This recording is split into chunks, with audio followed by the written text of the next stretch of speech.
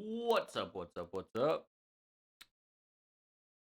Um, I've got the glass off right now. There's a few things that I forgot to do before we started streaming, but that's okay. We can do it on stream here. So, number one, I had done a little quick cleaning of the top of the playfield there. You can see, like, little nasty up there. So I figured I might as well wax it a little bit, anyways, kind of on the main parts of the game. And then the other thing I noticed is this little guy right here. I need to just tighten those screws up a little bit. And that's actually, I had a weird um, like a ball hang there just for a second. The last time I was playing, I never had that happen before, and I'm pretty sure that's why. So, cool, we can knock that out real quick. We just not sure if it has half bottom screw or what, but we'll get her sorted.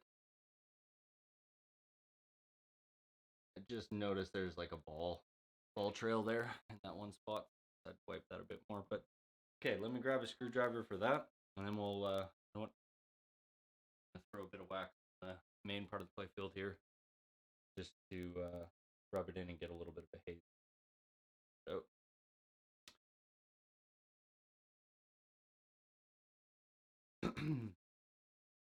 and then we will get into some play.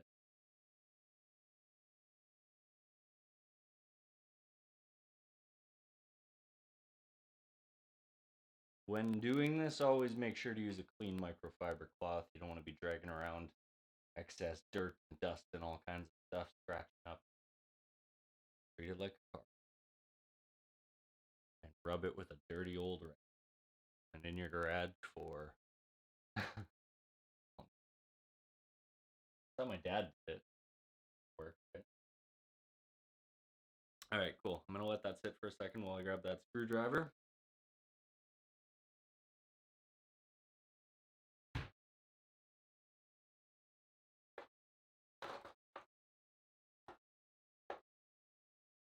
I think these.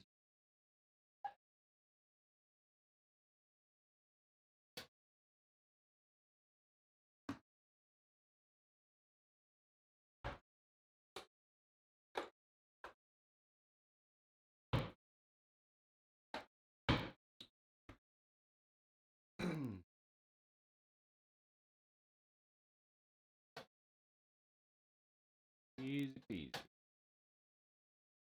But 90% of fixing things on pinball machines is just tight. And we'll just check everything else is all nice and tight. Seems like it. Oh, I do have one adjustment I could make. I don't really feel like doing it right now, but underneath the plastic right here, you can see this kind of hanging down like that just a bit. Occasionally the ball will hang there, and it's because there needs to be another washer underneath this. It's just, it's not really that big of an issue. Like whenever you have that issue, I don't think I get quite under there, but whenever you have that issue, it's just a matter of kind of nudging a little bit to get the ball to come out. It's really not that big of an issue for me. So I haven't really dealt with it, but eventually I'm going to get around to doing that. This looks like it's about drying. We can kind of buff this off. Because this game doesn't play fast enough. You got to whack it, right? For me, the main reason to wax is to make it faster or anything. Some people talk about it is, but just to keep it. Let's see what kind of junk we got there. Actually, the main part's pretty good. Is the upper section, which is interesting. I wonder if that, like, the clear plastic there has anything to do with, like, it attracting more dust, dirt due to, like, static electricity or something. That'd be kind of interesting. And I wouldn't doubt it because I did see a little dog hair uh, on one part of it there. So how a dog hair even got inside the machine, I don't know. Maybe my dog's been messing with all my stuff while I'm asleep. He'd do that.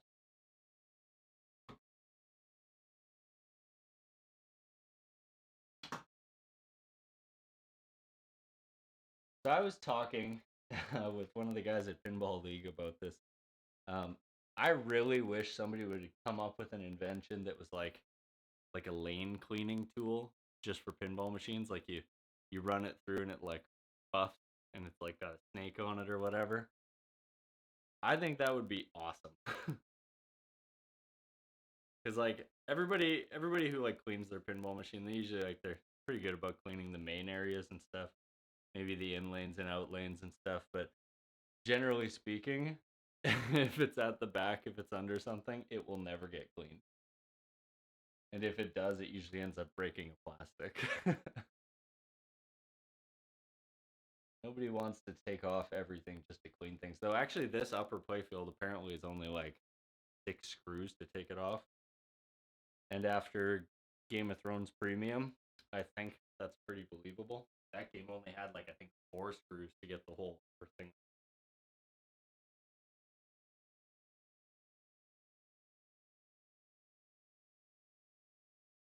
Okie doke.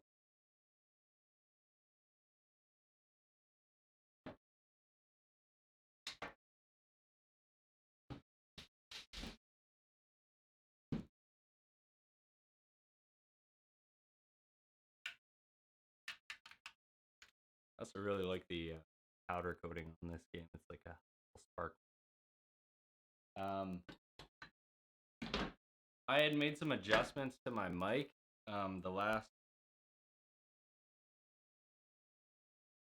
last time I streamed was my first time using this mic, and it seems like it was very crackly. So made some adjustments, and hopefully that's enough to make it not crackly, but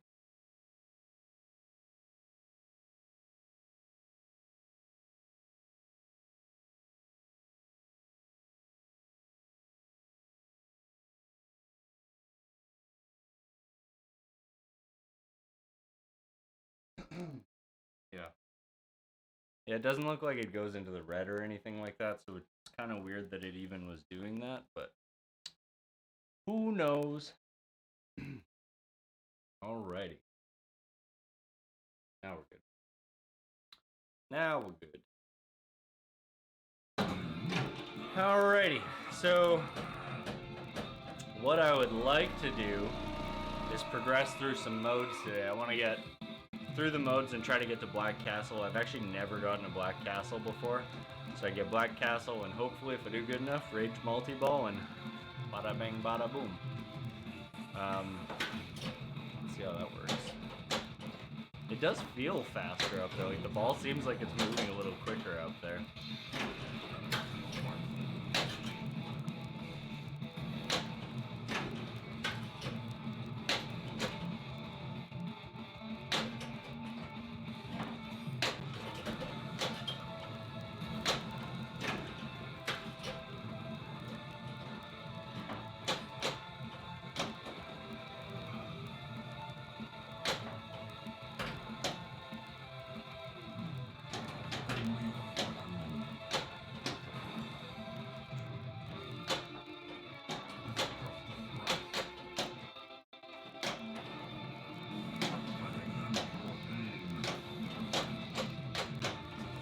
Wow, I'm playing fast and loose this morning.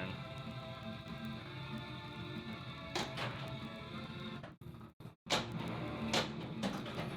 I'd like to get up into Catapult Multi-Ball if I can, though I don't need to.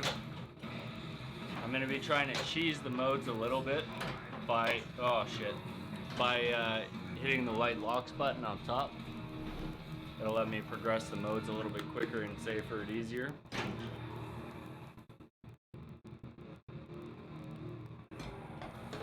Assuming I can get up there and get safe. Come on.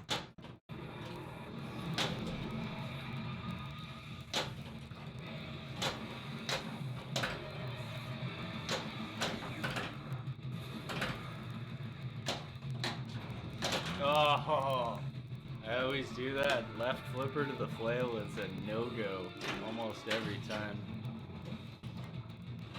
Now I avoided that one because I didn't want to risk the hit.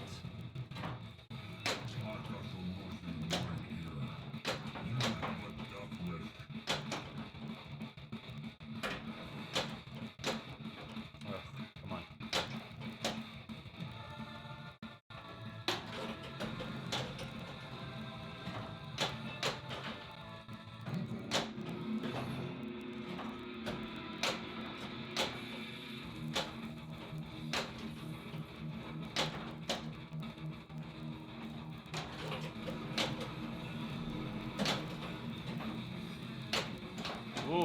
Ooh, spicy.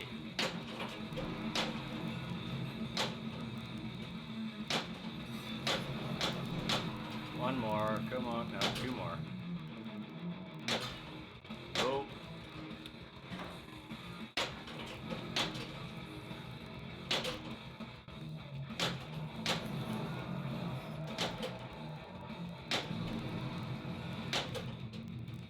Thought that was it for sure. Oh, I did get it. I feel like that one was a misregister of the switch, but I'll take it.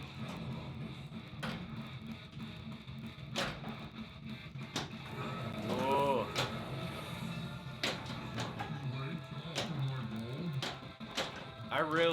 I can't wait until they put out that sort of beta code or whatever that has the knight not doing that like, oh, I'm so sorry, like that kind of stuff. It's not good. I want a mean knight. I want him to be mean right until I kill him.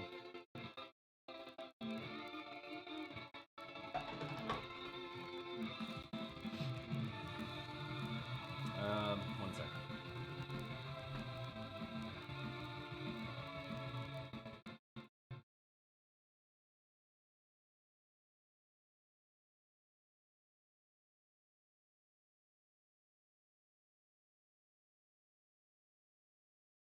Okay.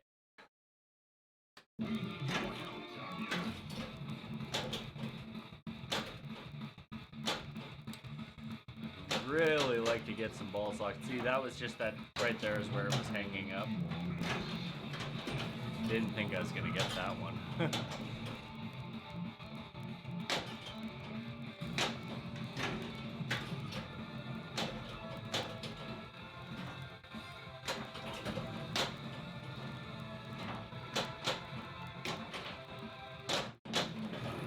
So normally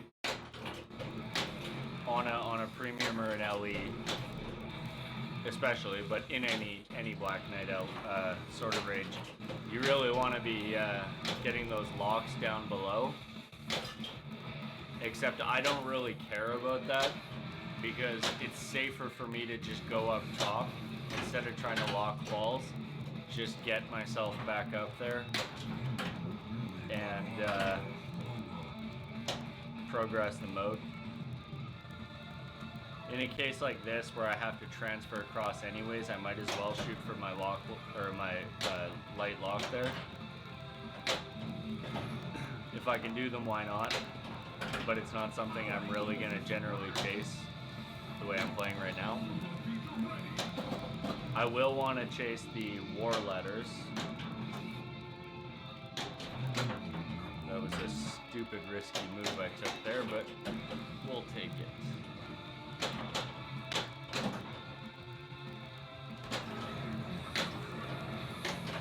Can't believe I saved that.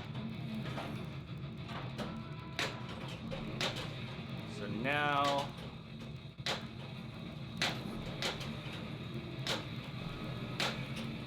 I really want to get a catapult multi-ball going, but struggling.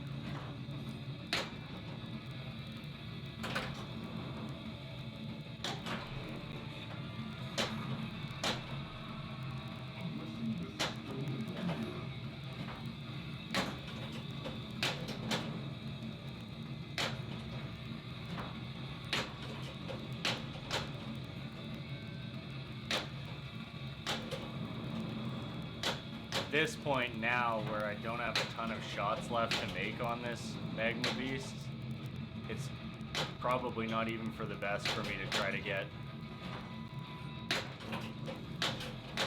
You know what? I'm gonna try for that catapult multi-ball and go for the shots down below. Because I think it's actually not progressing me anymore on that upper target.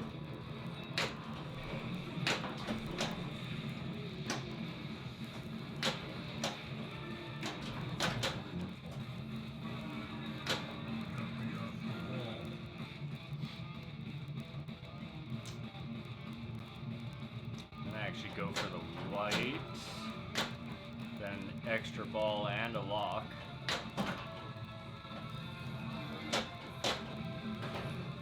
And then I'd like to get one more light for my, whoa. I just want to light it so that when I'm ready to start the mode, it's good to go and I'll get my multi-ball right away. There we go. So now, I'm going to be shooting back up. I'm going to transfer over because it's a little less risky to shoot the flail. The center shot is less consistent to actually get hits on. Ooh, as I missed that one.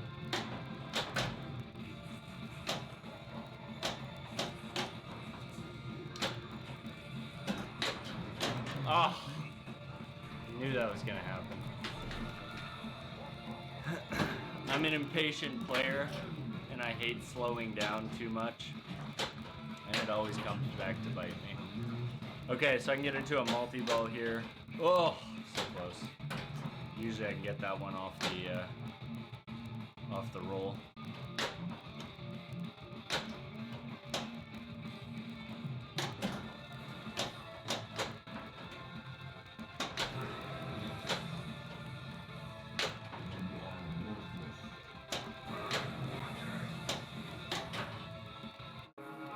So I gotta be careful here. I got 2 warnings, but I'm into a single multi-ball, and if I can get up onto the catapult there, I can get into a 6-ball, which is gonna be pretty lucrative.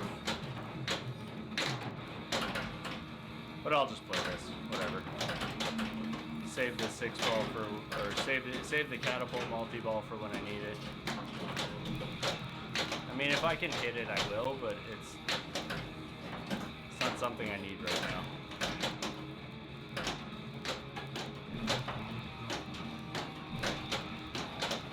Oh, you dirtball.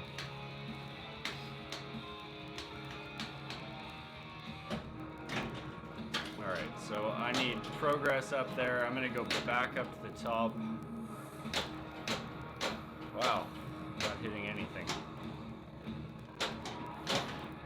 Oh my god. It should have given me that just because I didn't hit any switches.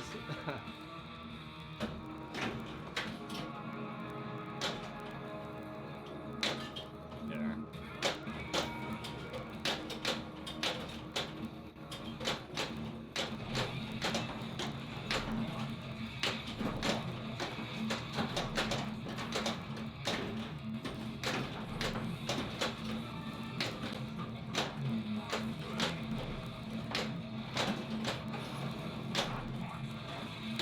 So ideally, shooting lanes, let's try to regain some control here. Ideally, shooting the war lanes is going to be pretty good during a multi-ball like this, where I really have nothing to chase and the multi-ball itself isn't worth much. Working towards, later on, things like super spinners.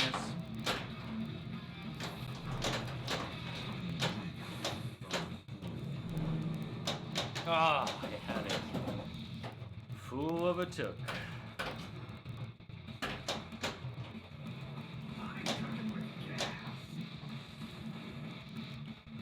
Okay. Transfer over. So spicy.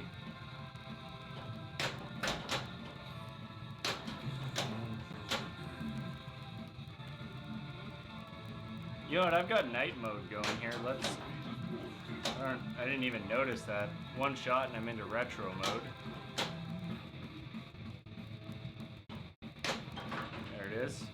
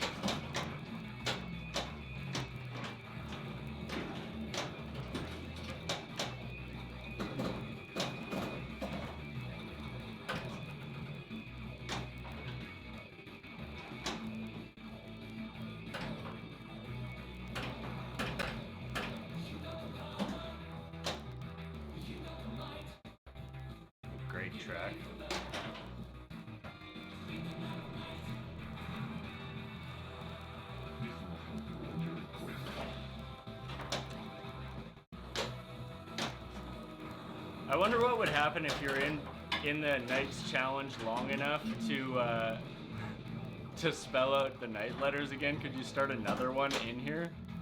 Ah, mulligan. Probably want to go for. Oh no, that was not the split I wanted. No. Oh well.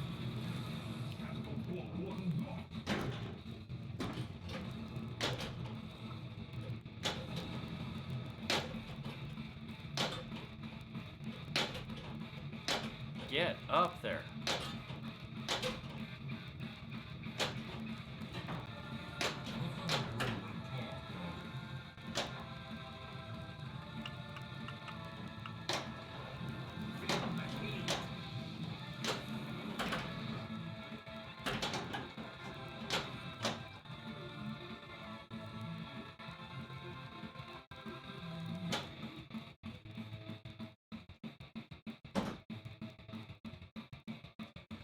All right.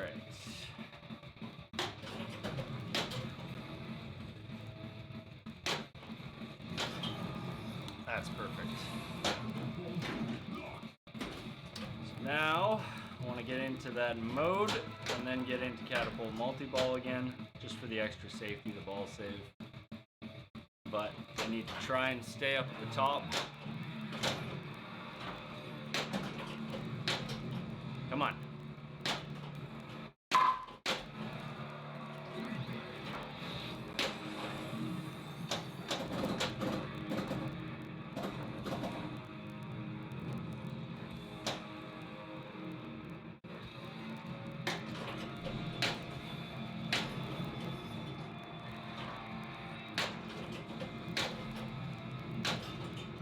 Oh, it was so close.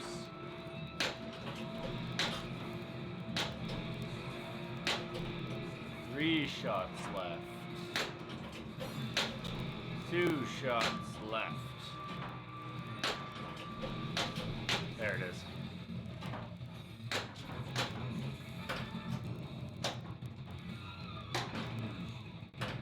Oh boy, that was close.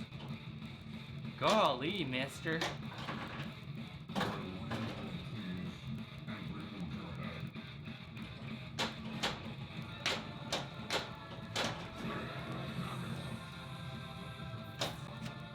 I think I am out of warnings.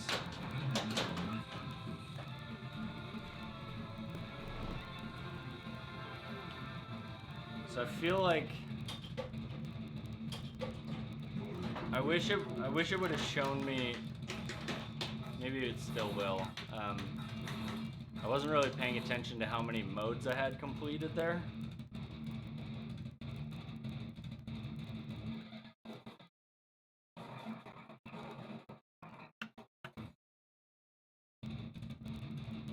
See if it shows it here somewhere. Life is short for you. It doesn't. You know, that's one thing that really kind of bugs me about most games. You don't get to really see what your progression was through the game. It'd be kind of cool in a game like this, especially where the whole goal is fight your way through things and get to the big bad and fight him. It'd be cool if there was sort of like a fighter's track, like in Mortal Kombat or something like that, where it's like you've defeated these guys, and like at the end it goes up your whole thing, like in Mortal Kombat. Basically, what I want is the ending thing for Mortal Kombat in this game.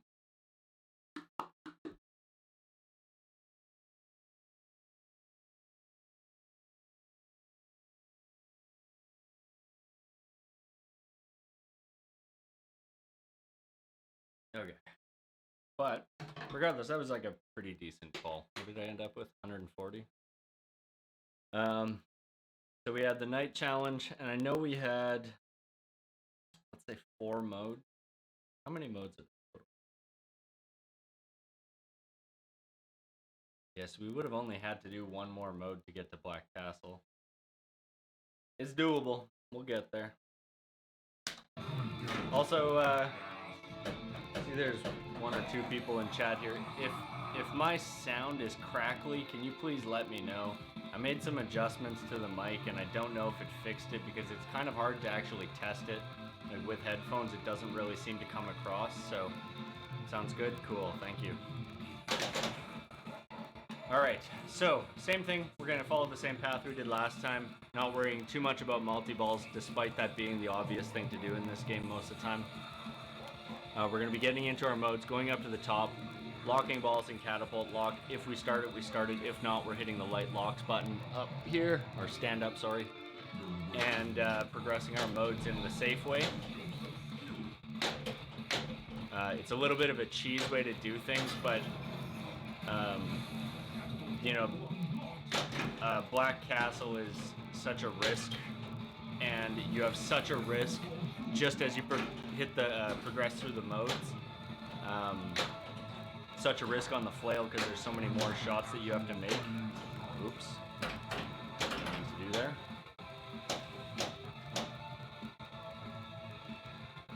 I don't need to do it again. I said I wasn't going to focus on it, but it wouldn't hurt to get those, to light my locks when they're available, and then just collect them when I start the modes. I'll be progressing through the modes pretty quick, so I'm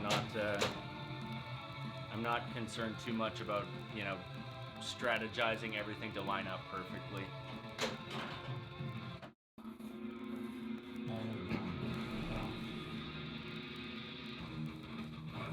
And the other thing too is locking a ball in there.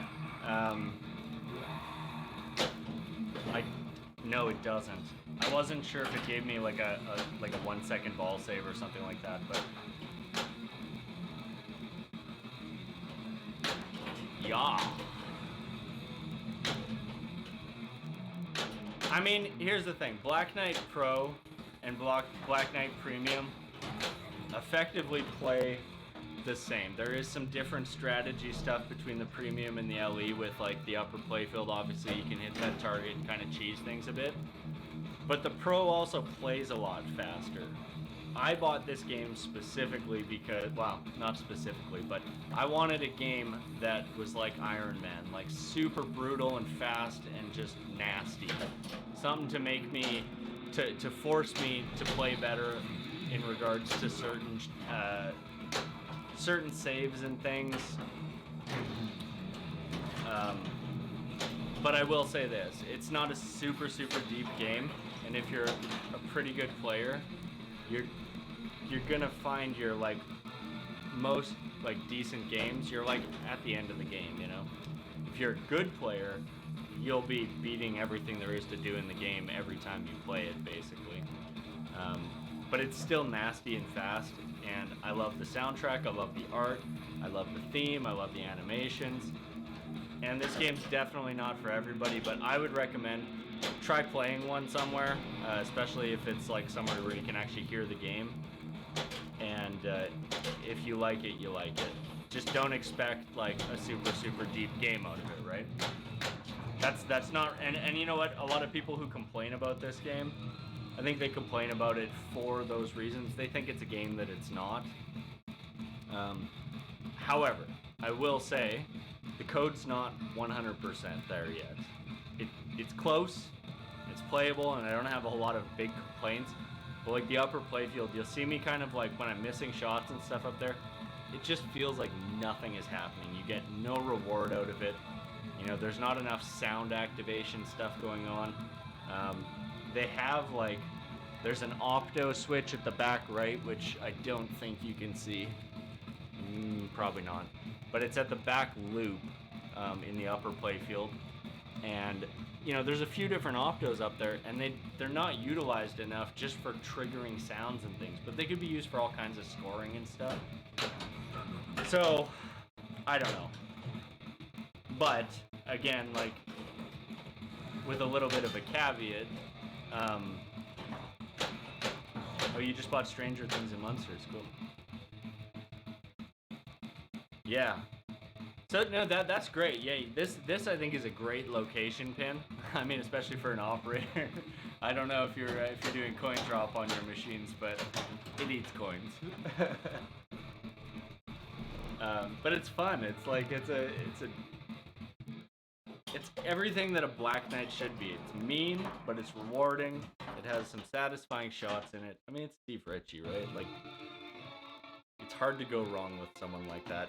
Someone with that much experience. I think the part that's really like not great on this is the code, and that'll get there. It always does.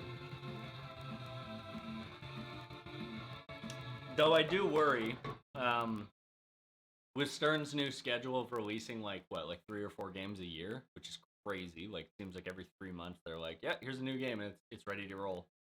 Like Stranger Things, did you do the pro or a premium or LE or what? I think the LEs they weren't shipping, but pretty sure the first premiums are kind of like out in the wild now. But I don't know. I mean, for me, like it's a pretty basic game. So if I was to go with it, I'd go pro too. Just that projector's neat, but I don't know. I think in a lot of ways I'm a little bit let down. Like Brian Eddy should have done something really knockout on that game, and it's easily, just looking at it objectively, that's easily the dark point on his pinball design career. But it does look pretty fun. I'm looking forward to playing one in person. It's just not as good as it could be.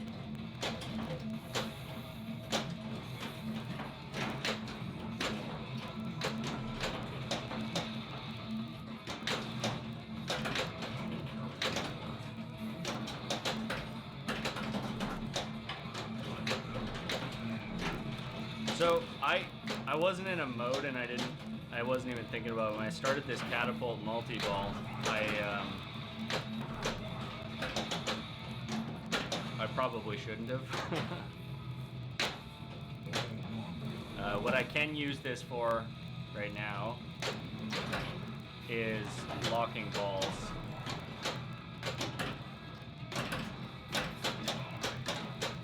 If I can get up there. Nope.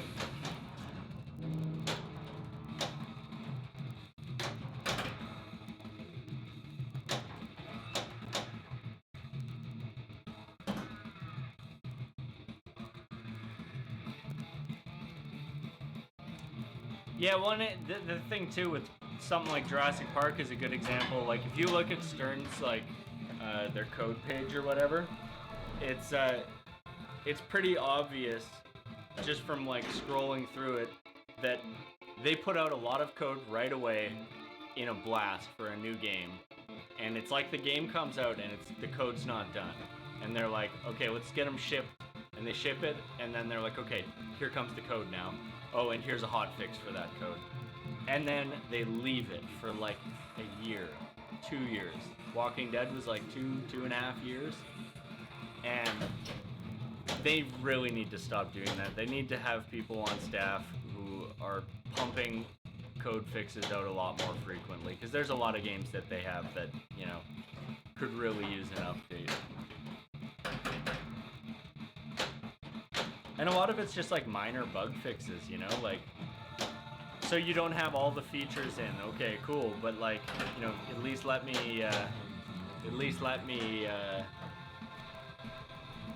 have the game that I bought work the way it's supposed to, you know.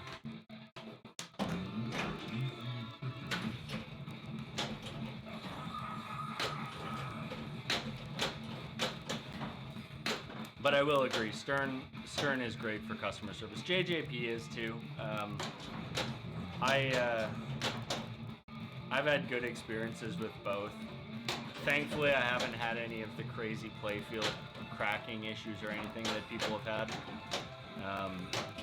which makes a pretty big difference in my opinion. I imagine that there's a couple people I know who've had like chipping around inserts and stuff, and it's like, you know, after all the money you spend and all the, like, you know, excitement building to it, the game shows up, you're pumped, and then you start noticing these like things that just shouldn't be happening on a, you know, $6,000 to $10,000 game, you know. Especially with the LEs, like it's completely unacceptable on the LEs. The LEs I think should have at the bare minimum, their extra package should just be more quality control. Like someone actually looks at it. Jesus, I'm getting worked over on these last couple balls. But yeah, like anytime I've needed a new wire form, like on my Hobbit, I needed a new wire form. My dialed in had a what was it? It was some kind of a service update thing. I think it had to do with like a diverter or something. Can't remember. But both of those times, JJP was awesome with me. With Stern, little fixes like Maiden had the orb post, had just like a tiny stupid little piece that it's an improved little off of the bottom of the orb. There's like a spike post, and that simple cheap little piece, they mailed it out, no questions asked, didn't ask for money, didn't ask for nothing, just what's your address, done. And to me, that's like Stern's sort of blasé attitude about certain things is also good because of that. They don't ask questions too much, they're just like, yep. And on top of that,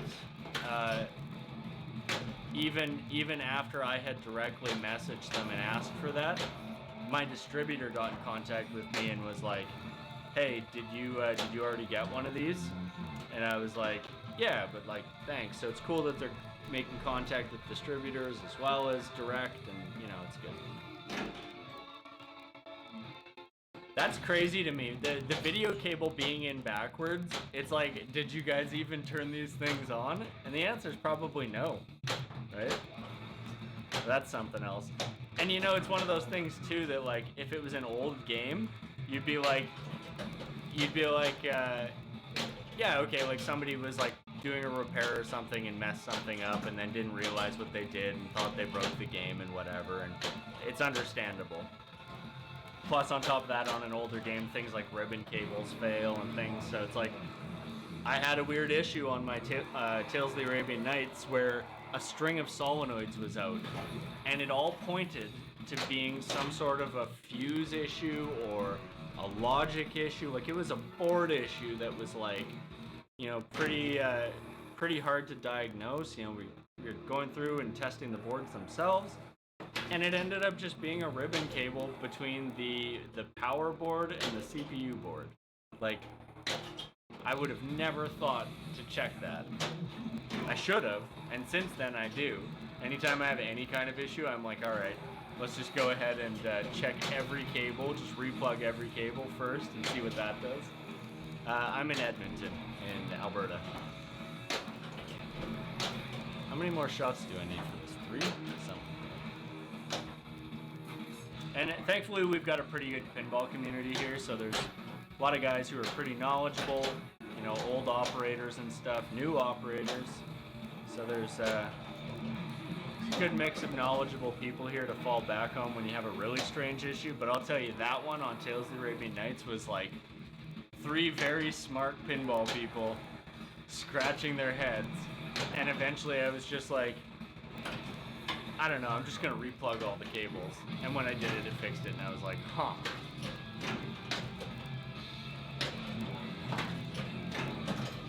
Oh my god, one ball, come on.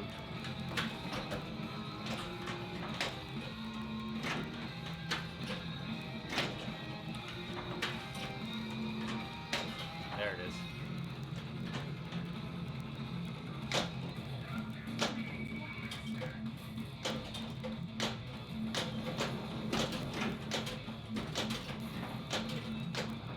Not sure why I got that atta-ball there. Did I make enough shots or something?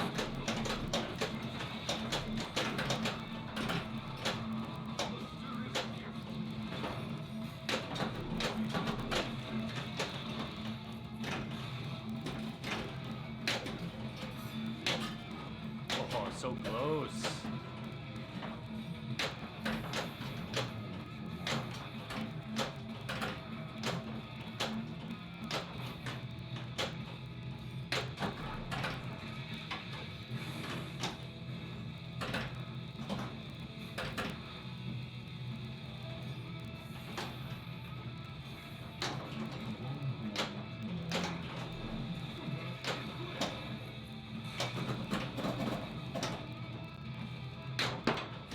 Oh, that was dirty.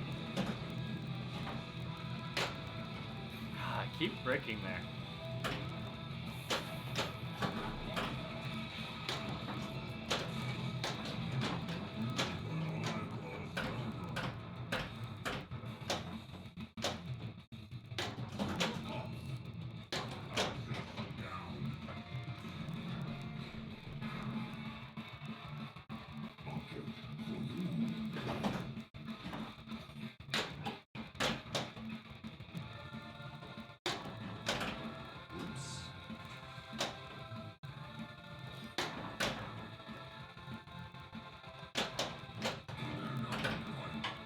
Oh, my reaction speed, not so good.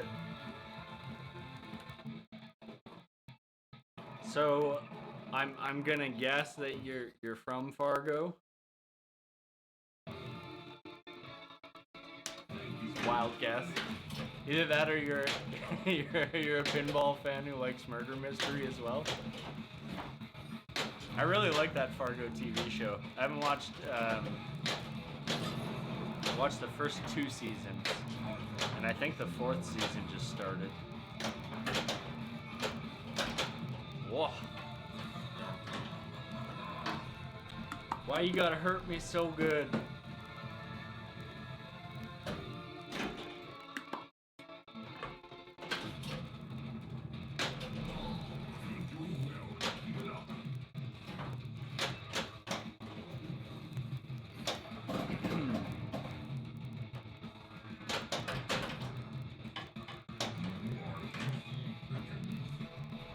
Nasty, nasty, nasty.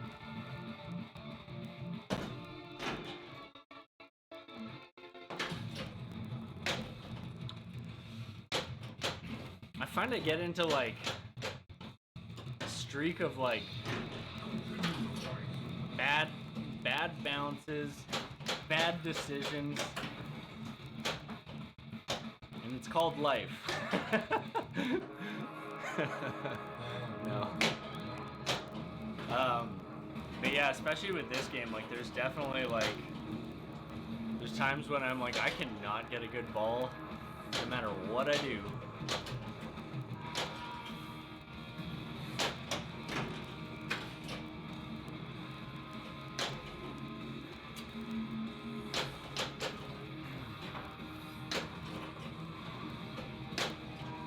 Really just want to get the ball locked up in there. Oh well. No. Why do I do this to myself? Why do I do this to myself?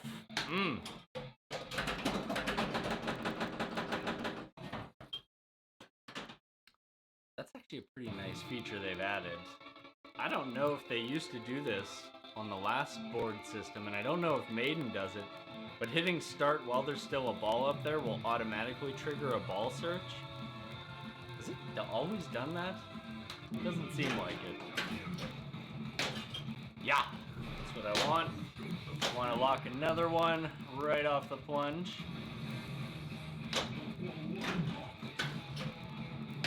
Nope, not today, Grandma.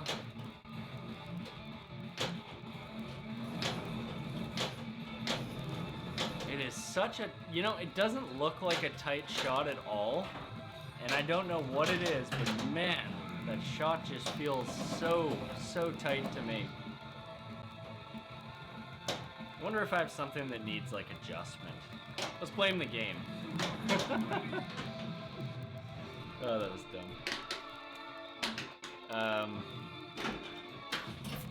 This game really punishes stupid flipper decisions like that. And again, that's part of what appeals to me about this game. It's mean, but it's like, it's mean in just the right way for what I'm looking for when I'll play a game like this when I'm feeling like I want a challenge.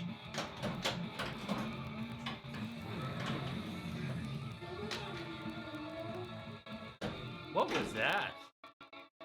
I have never heard that call out before. He was like making like baby sounds? That wasn't just in my head, right? You guys heard that.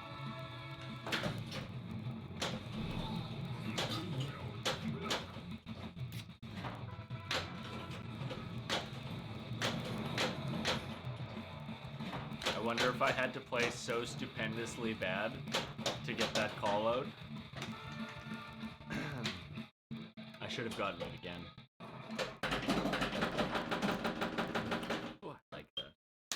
Spicy. Okay. Let's try to get a good ball here. I don't think that should have counted as a skill shot. Took me like 2 loops around the top to get that.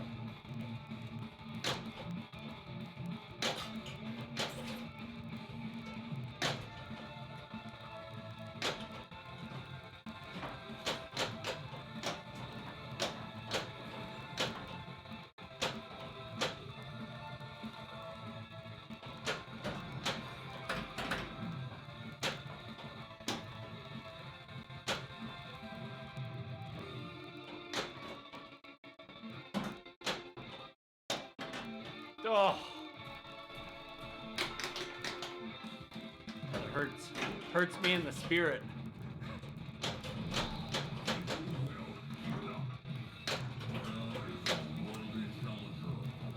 You know, and that's the other thing too, is like when I was talking about how like not chasing that lock and just chasing the mode, it's mainly because of that. The more shots you're making to try and do things, the more places you can fuck up. And if you're up at the top, you're not gonna be in a very risky place. And it's a lot easier to regain control, you know, off of a feed than it is off of a wild ball. Oof.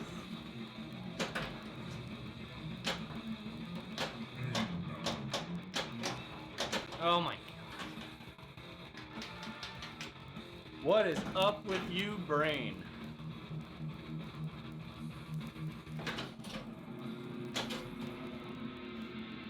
That's okay. Can't have a good game without having a bad game, am I right?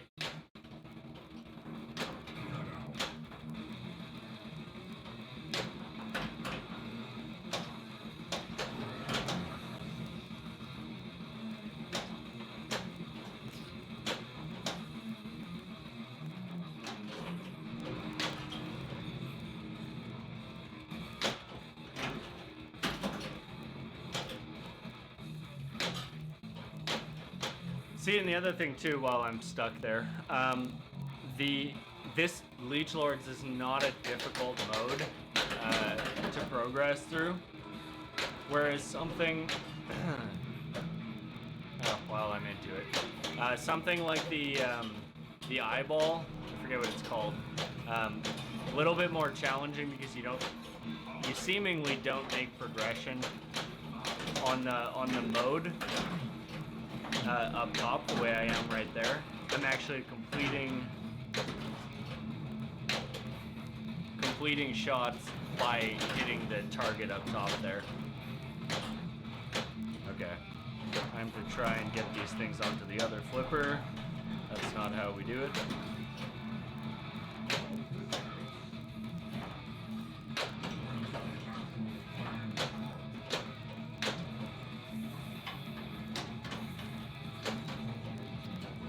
Couple bad drains. Ugh. My flipper control leaves something to be desired.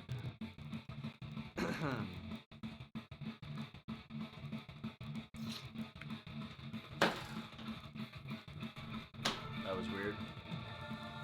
Thought I was on ball 3 and then it was just like hanging out for a second. But yeah, what I was saying is, so if you look, we are in Deep Freeze. If you're in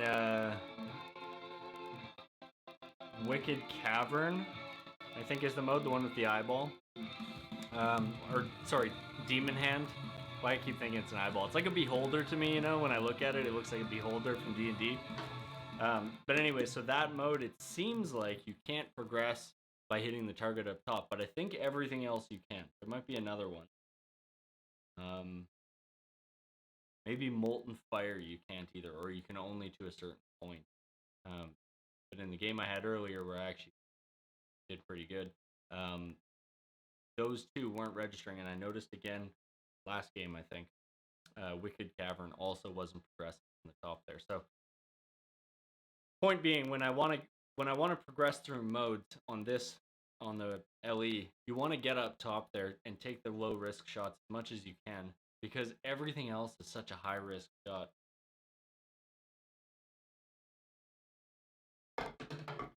All right.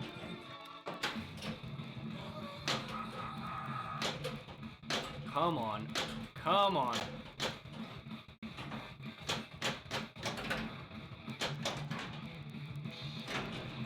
I didn't think it was going to give me that.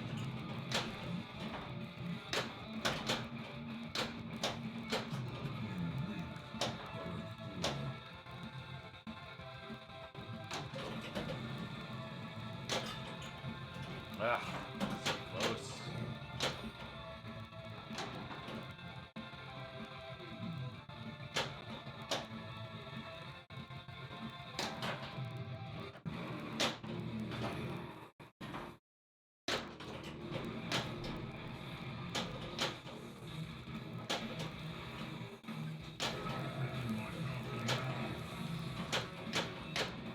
Probably didn't need to use those nudges to try to pop the ball up. But I did.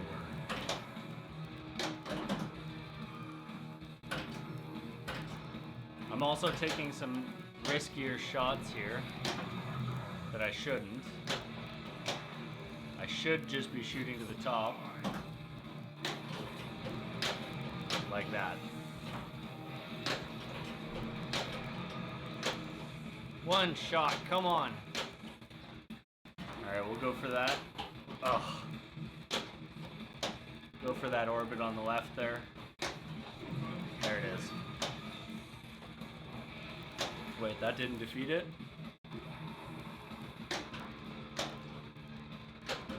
I cannot believe I didn't tilt there. Ugh, and I totally keep forgetting that I have a Magna save on this game. I haven't used it at all yet today.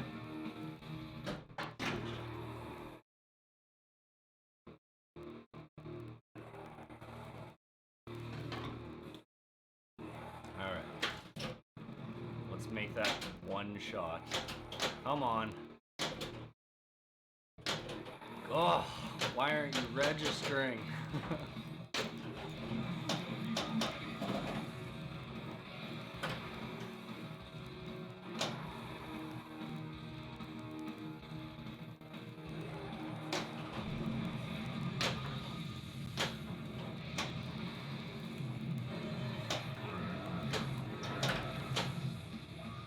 Two warnings just for existing.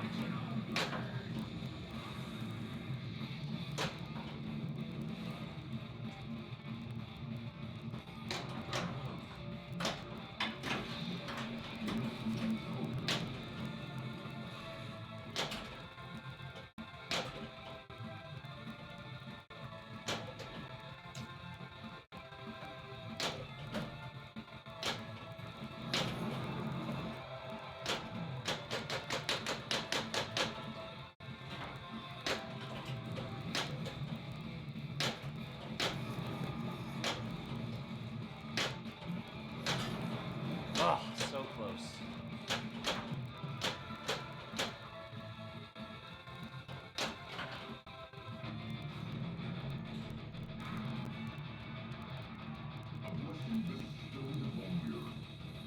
So, Molten Fire, I think this one is one of the ones that I can either only progress a little bit or can't progress at all up top. So let's try. Or not. I was on two warnings there anyways. So, oh, come on.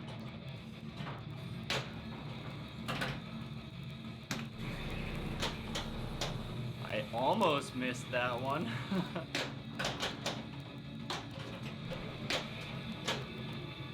So I should get the letter G if I hit the target there. Okay, so it did award my night letter. Now let's see if it'll progress.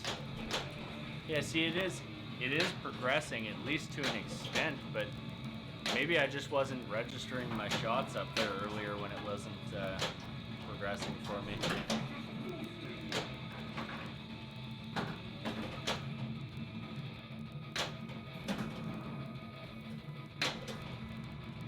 Yeah, see there, that was a hit, but it didn't do anything. Okay, it must just be my switch up there needs a little adjustment.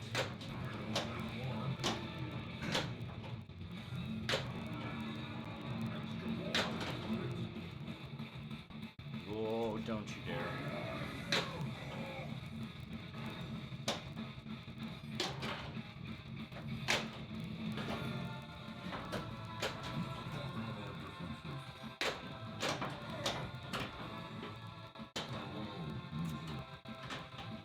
Oh boy. I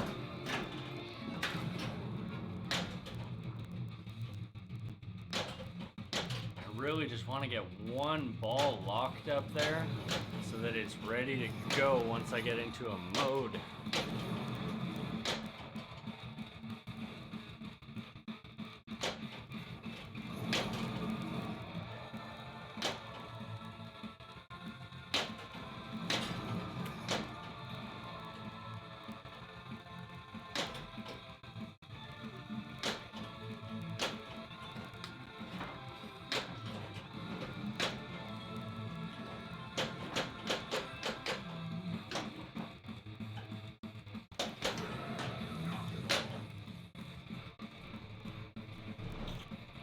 Getting better, getting my groove back. To go from completing like 4 modes plus the night mode or night challenge or whatever, retro multi-ball, on my like first ball to not getting like anything feels pretty rough. I feel like that's like what this game is good at, is giving you a good game followed by a very long string of rough games. But that's probably more me than the game. Okay, so modes. I'm not messing around with nothing.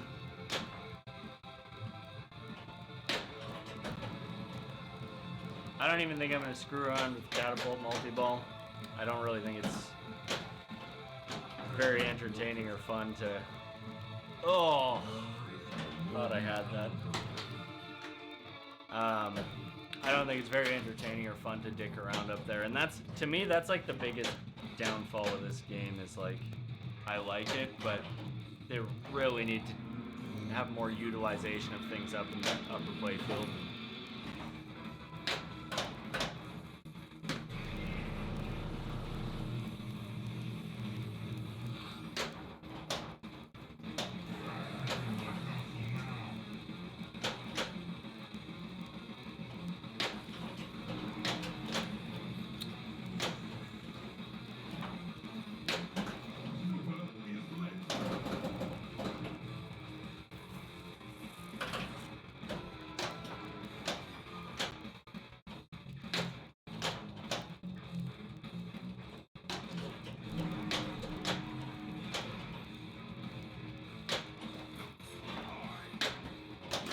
Oh, the brick drains in this game are so nasty. Whoa, calm down, Pin Gulp.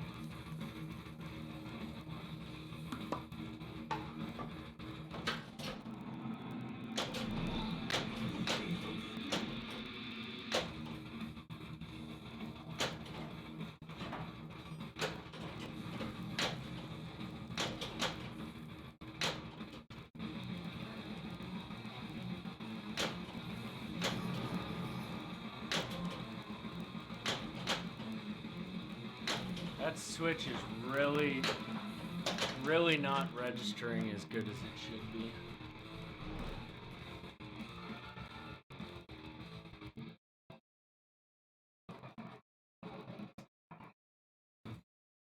Gonna check one.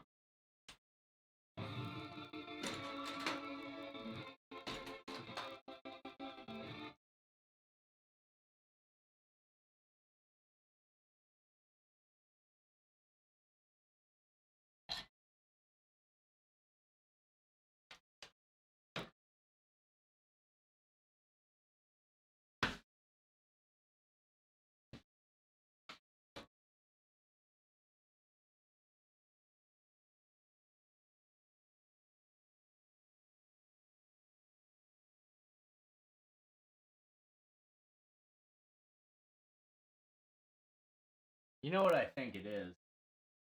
It's just the positioning of it. I don't know if that's intentional or not. So I'm just gonna zoom in on this so you can see.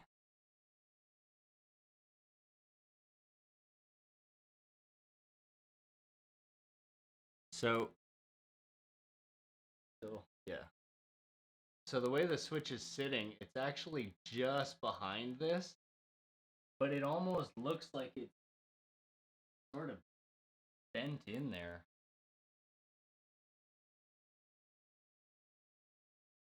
So I don't know, because there's actually two nuts underneath holding up a little L bracket that this sits on.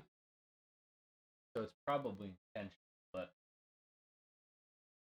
it seems like today it's registering a lot less than it was before. So I don't know. Must be in my head.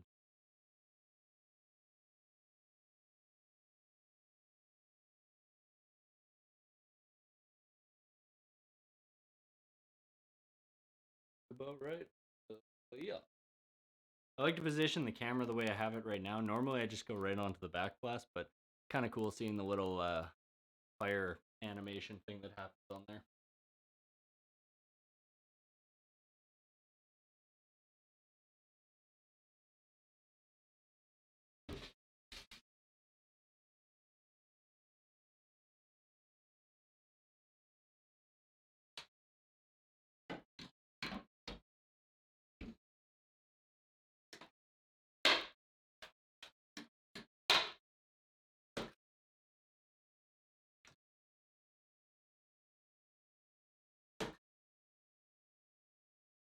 Bring it on. Okay.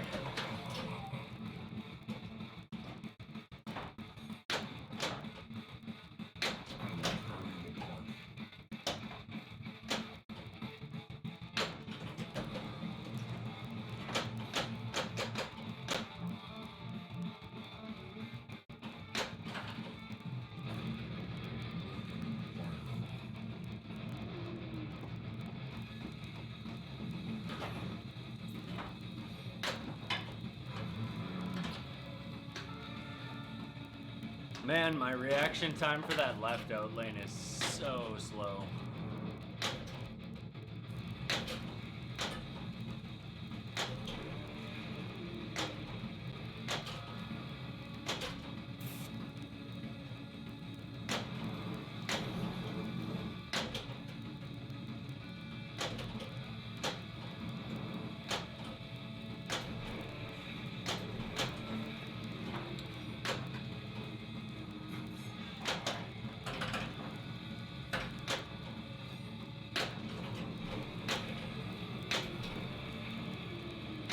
Oh, come on, one more shot. I suppose I can just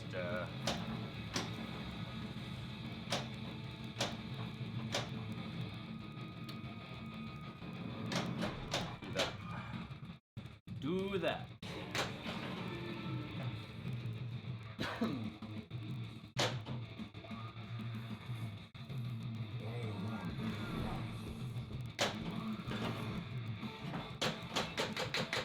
Oh, didn't tap it quite enough.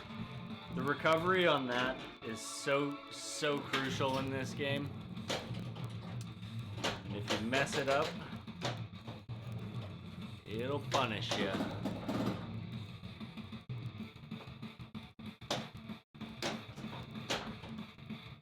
Wow, that register.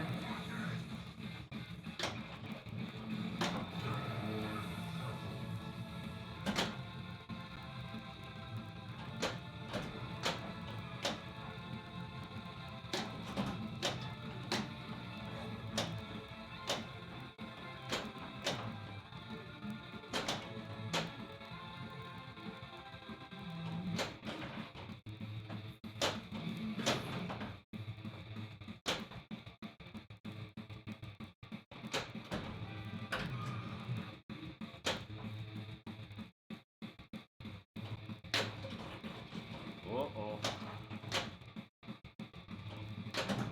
Oh my god, that was close. The last thing I want right now is a flail to get me into multi-ball, like an accidental shot. to put me into that multi-ball. Oh! But yeah, flailing around and accidentally getting into that multi-ball when you're not in a mode already, same with the catapult, really hurts. Thank you for the sun.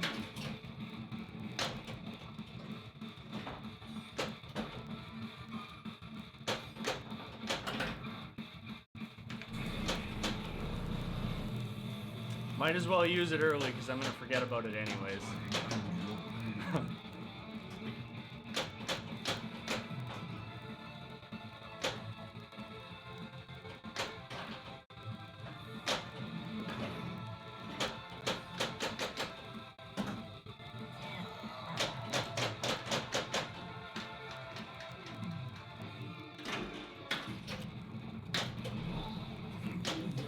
Keep it up.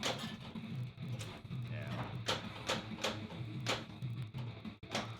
I want your head on a plate.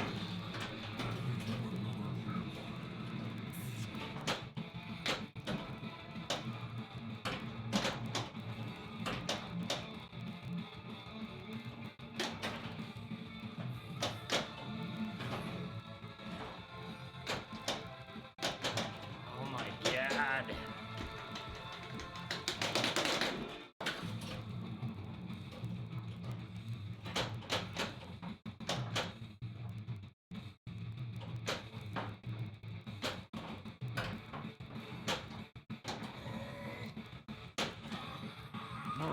Yeah, let's just get that whole round over with. I will shred you. If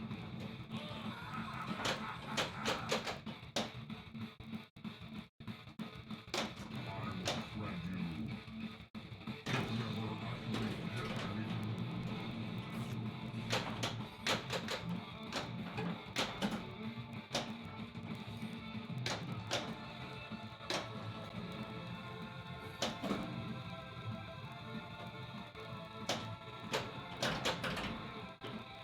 Oh, playing too fast and loose. I gotta like slow down. It's the number one thing that I like try to do, but I get bored just sitting around. Like the guys who can play very metered, regain control, take a shot, regain control, take a shot. They are good players, but they're so dull to watch, and I don't like playing that way. So I trap up to regain control, but that's about the only time I really... But that's probably why I'll never be a good player. I'm okay, but like, not all the time. Certainly not today on this game. Oof.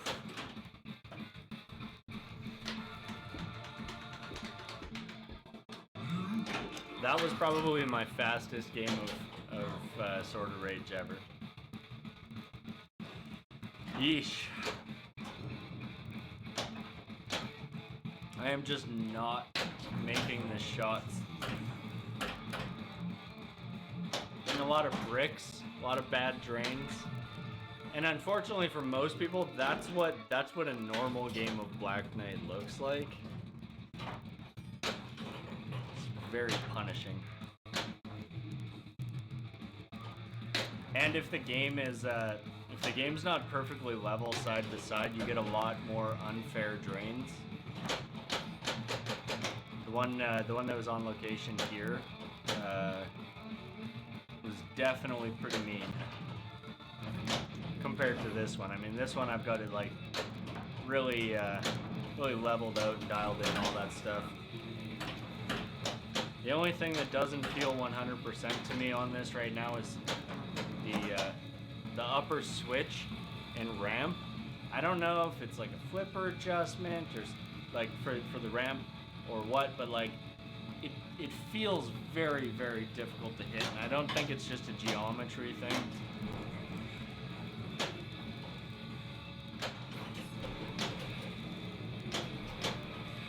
The target is registering, but it seems like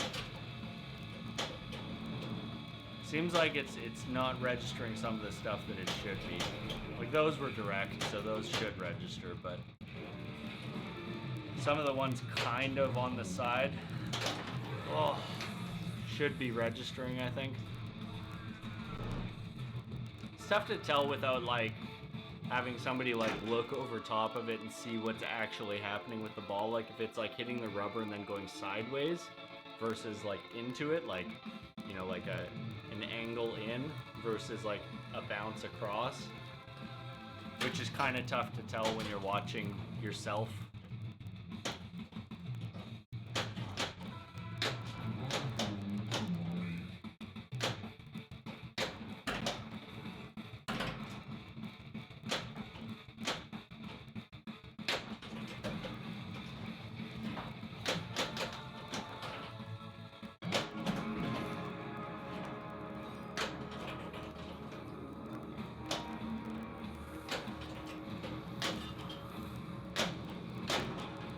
So I'd really like to get into a multi-ball on this guy. Wow, and I almost did it.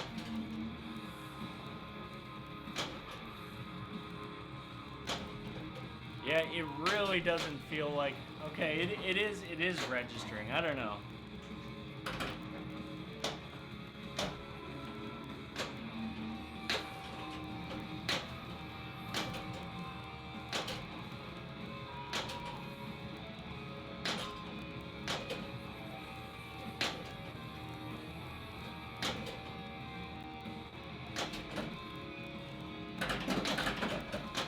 You know what I think would have made this the upper playfield on this game a lot better is if that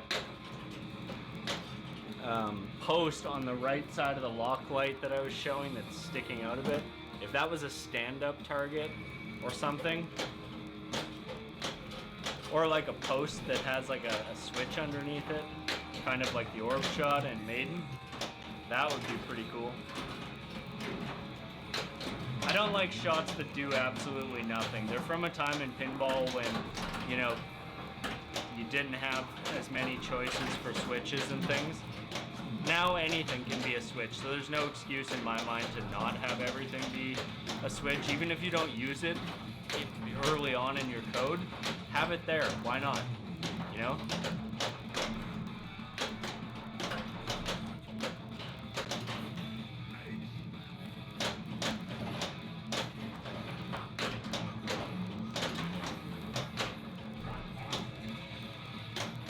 Oh no.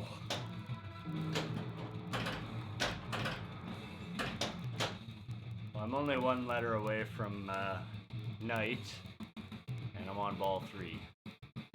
So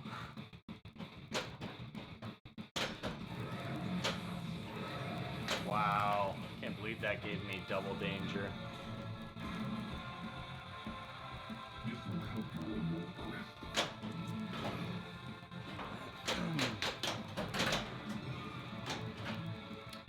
So the reason I took that multi-ball is to lower my risk, and that's it.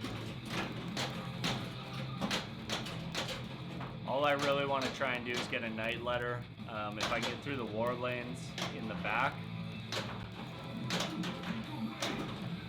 I can potentially get a night letter back there. Wowzer.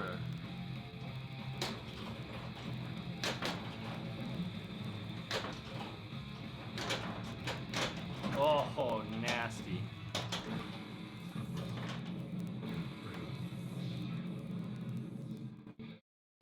I'm about to get underneath there and loosen that tilt valve off. Also, the other thing, games like this, I do think they need to be set up with a stiffer tilt, mainly for the reason that if you get too reliant on bumping and nudging a game like this, which it's very easy to save balls if you can move the game around like substantially. You get used to it, then you go and you play in a tournament, you can't play for shit, you tilt out everything, you know? And you can usually tell people who do have their games at home set with a pretty loose tilt, because they tilt out all the time. and not in like normal ways where you're like, you know, you're doing this and you're nudging through and the game's like do like that's a little bit sensitive. But you know when they're like, yeah, you should tilt out. Also, me starting the game after doing that, probably a bad decision. That tilt bob is it's swinging under there right now. It's not stationary. Okay, cool. 2 balls locked up there, finally. So now I'm not gonna mess around up there. I'm gonna try and get into my. You know what I am gonna go for my locks down here. If I can get a 6-ball multi-ball going, it's pretty fun. And it might be the thing to get me loosened up a little bit.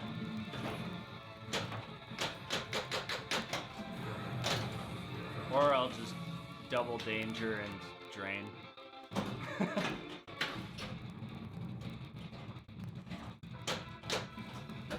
That's alright, I only get 1 good ball anyways. Oh my god, are you kidding me? Okay.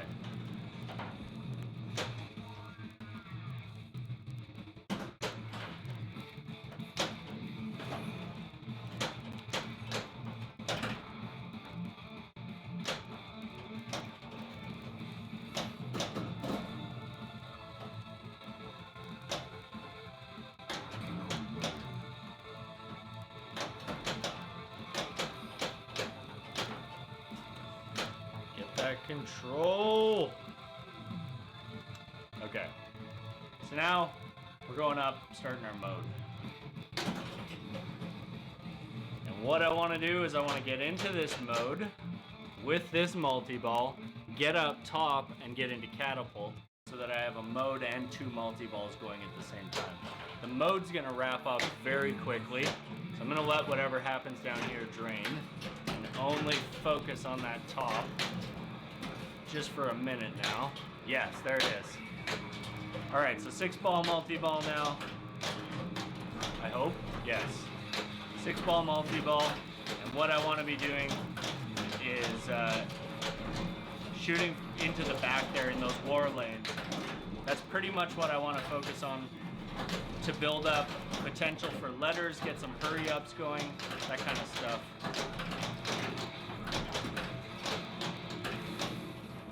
Trying to trap up this many balls is pretty much a no-go, but you can do it to some degree.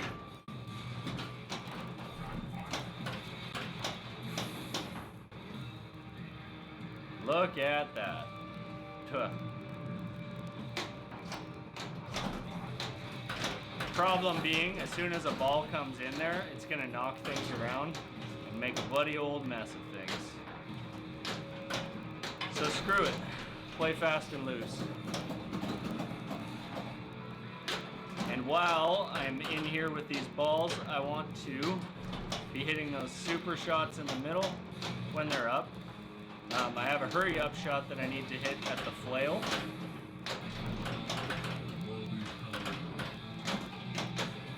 So I'm actually into the second tier of Knights multi-ball, I believe. Is the music changed there? Alright. A lot of points in doing that. That right there, I think, is what makes this game a little bit more fun than the Pro. The Premiums and the LEs being able to do that, and it's what I really hate about Stern and they're like, oh, the LEs and the Premiums have a different multi-ball on them. It completely changes how you play the game. When I play a Pro, I don't play it all the way I play this one.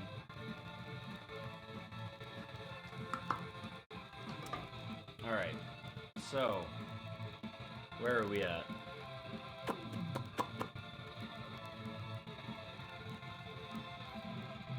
I might as well go and try and get that war hurry up at the back. But I do have super pops, orbits, spins, targets. I don't know what flashing, you know what? Let's try to safely get into that mystery shot. to collect that.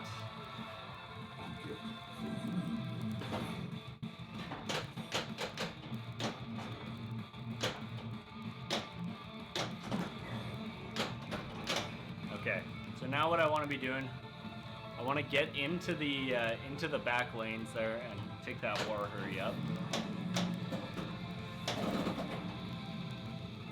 So now I've got super lit in the middle,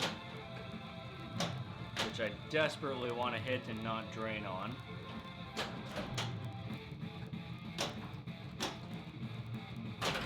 Well, you know what? Maybe I should get into the mode before I do that. I think it affects the scoring within the mode.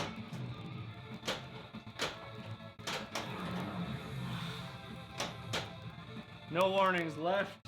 Gotta be very gentle. Which is gonna be rough on something like that where I'm an idiot. It's okay. Whew.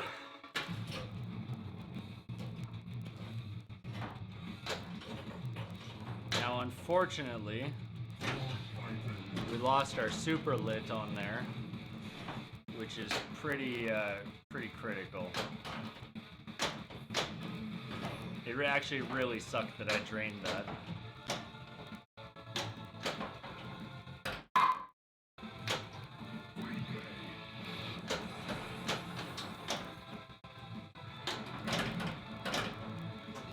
I don't know if that's 2 balls that I've locked in there. The other thing that makes this game a lot more difficult than something like Maiden is your super stuff doesn't carry over ball to ball.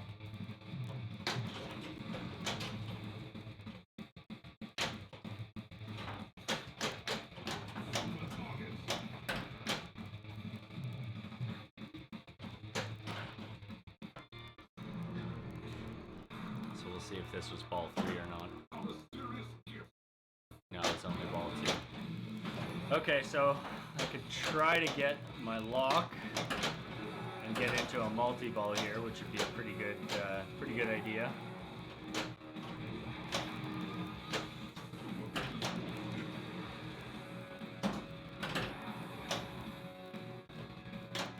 Oh my god, are you kidding me? No dice. So that was an okay ball, I guess. Okay game, not an okay ball. But there's huge points to be had if you can keep that 6-ball multi-ball going and actually progress through your hurry-ups and stuff. The key is, like, you need to hit a little bit of everything, because the way those supers, or the way those hurry-ups work is you have to hit a bunch of shots and then you collect, and then it progresses to the next one where it's like hit some shots, then hit those. Pretty involved, and I think if you can get like 4 balls trapped on the left flipper and make your shots properly, it's relatively easy to maintain control of them. But as soon as you lose a little bit of control of the 1 ball that's in play and it hits those, you're toast. It's going to start knocking things around, you're going to get wild, and it's going to be very tough to maintain. All right.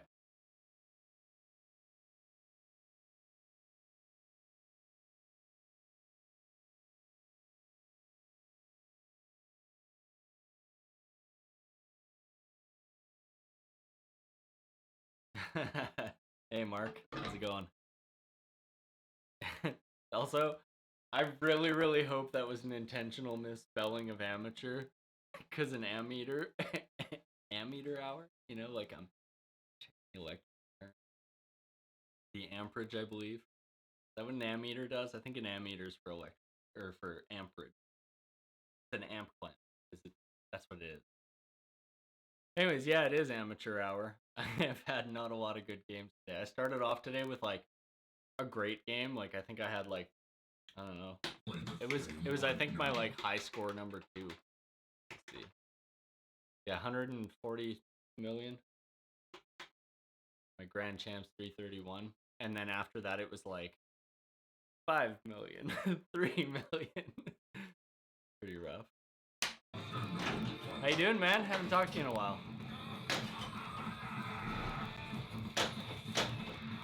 Yeah, I've actually been thinking about it. It's still something I'm like on the fence about, but I've been thinking about building one of the little standalone. It's like the front of a pinball machine or whatever. Been thinking about building one of those to use with VPX. Yeah, Stubby. And I mean, there's so many plans out there for them now that they're pretty they're pretty easy to piece together.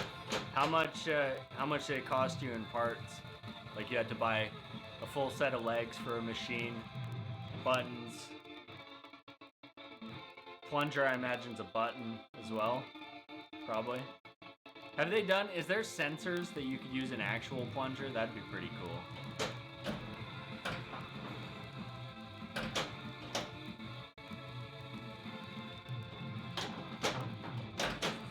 Like I can't imagine it'd be more than like a few $100. Oh, that's cool.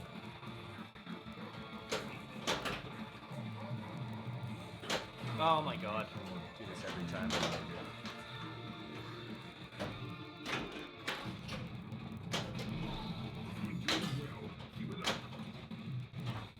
Yeah, the nudge sensors are super critical. I can't play pinball if I can't move the game. So I have a problem with like some of the classic EMs. Some of them are a little bit more forgiving than others, but like some of them are just so brutal in terms of like you feel like you can't even touch the damn thing.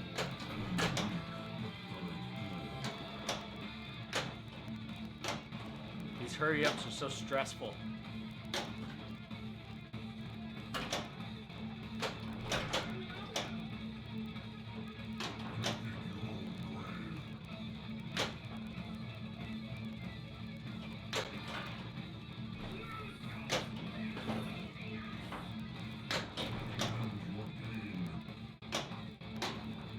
Come on. Missed it. Or no, wait. Did I miss it? It's still lit. It's just the music changed.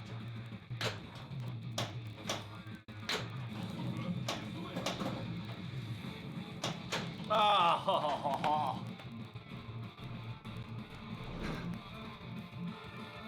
Yeah, that's pretty good. That's sweet. So my question is from a visual and feel standpoint, is the latency low enough that it feels good? Like, I don't mean feels passable, I mean does it feel good? Like, does it feel, you know, obviously it's not going to be as good as actual pinball, but does it feel good? You know, like, I've played a bunch of virtual pins and like they're just never snappy enough to feel right, and like the ball physics and stuff just kind of feel a little soft and floaty. Like I feel like most virtual pins, the game feels like it's set up at like 5.5 degrees, and I play at like 6.5 or 7.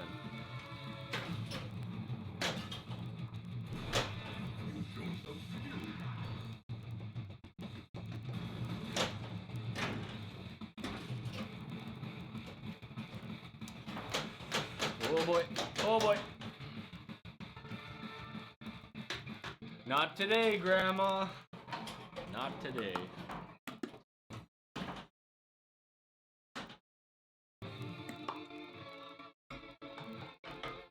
Right. What about, have you tried, geez, let me just quickly double check what it's called.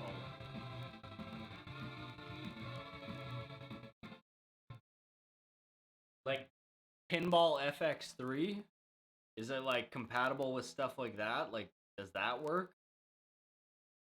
Because I know there's, like on Steam, there's, like, tons of, like, I'm pretty sure it's Pinball FX3 has, like, 150 tables on it or something like that.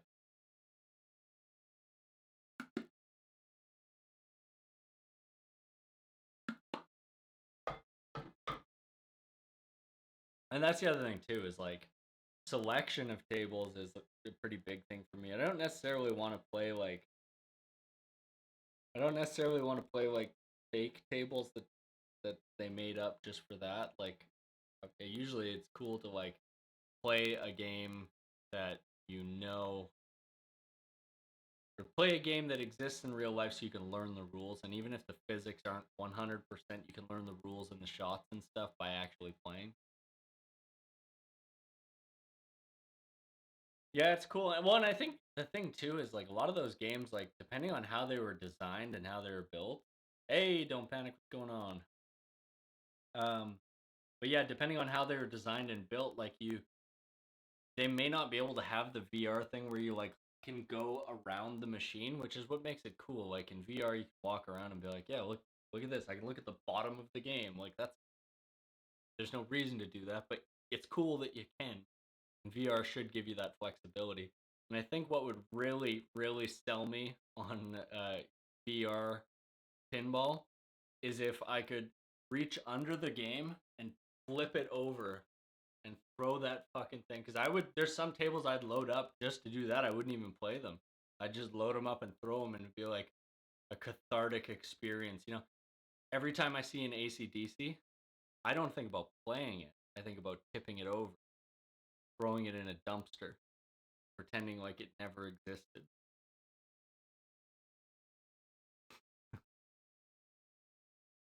You know what? Okay, everybody is always like, "Oh, Adam's Family is such a great game."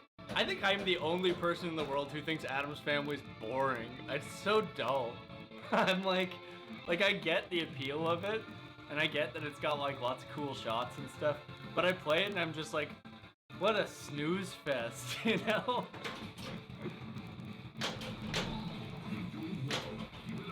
That being said, I have played some that are like really nice, like collector's quality ones, and I'm like, okay, I kind of get it now.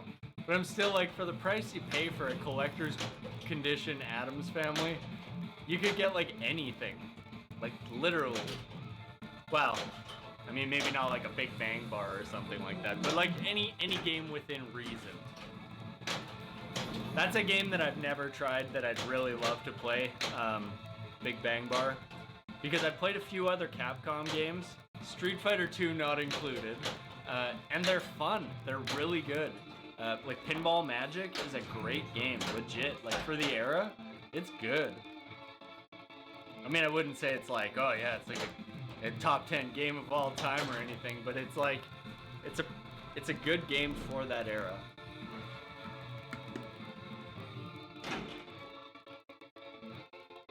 And I look at companies like Capcom and I'm like, the reason they weren't huge in the pinball world wasn't because they made bad games.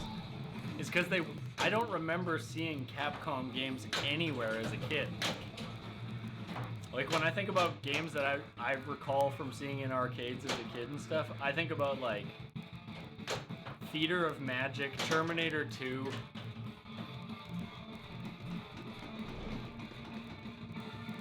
don't recall ever seeing anything like Medieval Madness or Tales of the Arabian Nights, but I do recall seeing like a lot of those mid-range games. Maybe I guess the Data East stuff. I recall seeing some of that stuff. Like Starship Troopers was a pretty popular movie at the time, so obviously the pin was going to be there. Stargate, I kind of recall. But yeah, I don't ever think of like a Capcom game that I recall as a kid. Theater of Magic in particular, I remember seeing those everywhere. It seemed like Theater of Magic was the only pinball machine.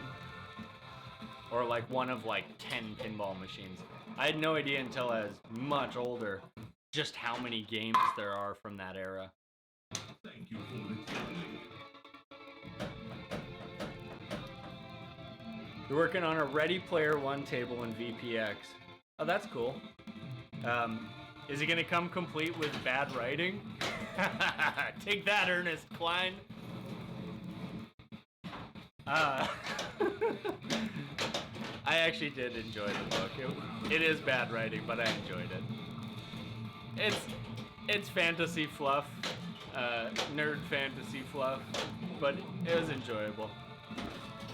The movie was like, okay.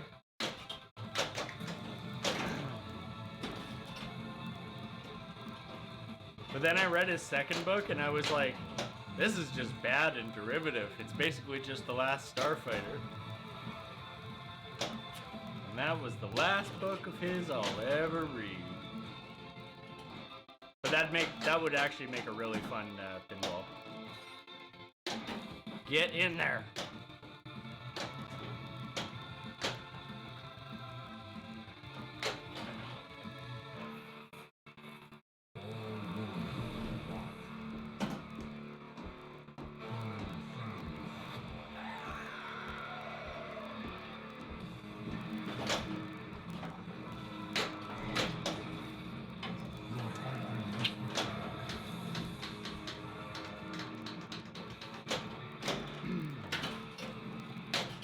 There it is. I think I only had one ball locked down below, so I don't think I'm going to be able to get it into the 6th ball. And I might as well try to progress some of those shots up top here.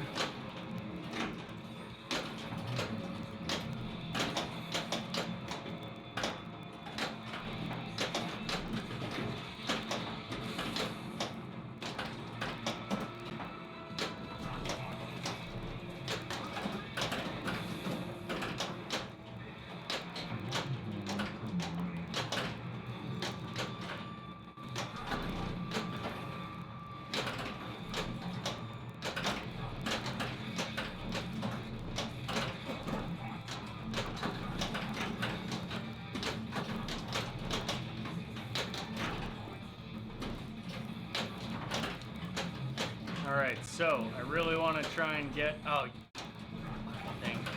I really want to try and get my night multi-ball going.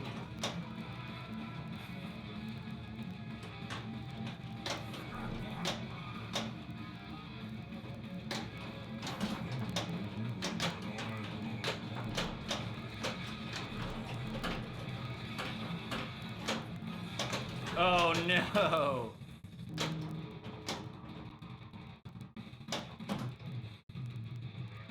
Okay, well... Yeah. Yeah, I hear you. I hear you very well. You got something in mind you're gonna be going back to?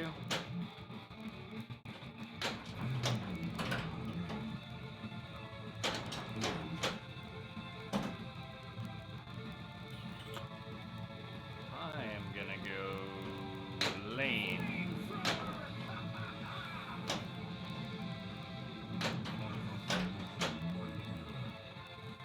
Okay. Just gonna hurry up in a realm and we'll be into a multi-ball as soon as we lock it. Oh, come on.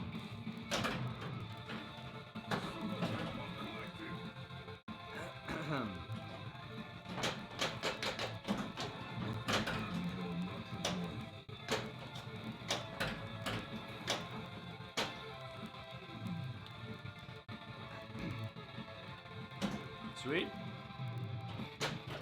Get the fuck out of here.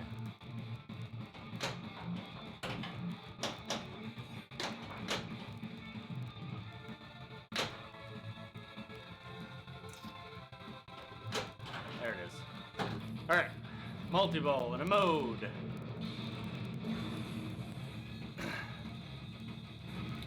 I don't know, so my VR game that I've been working on for years, we're actually like starting to enter our alpha testing probably in the next maybe a week or so. And then we're gonna be doing a Kickstarter for it, so I kind of feel like I need to just see what that does before I decide on anything, because if the Kickstarter goes well, then I can, you know, that'll be fine for a job at least for the year or so. But I'll kind of have to see, because I really don't know. Kickstarters for games are like hard to predict where they're gonna end up at. Oh, get into that extra ball. But based on like, oh, screw you. Based on like other VR MMORPGs that have come onto Kickstarter in the past 2 years or so,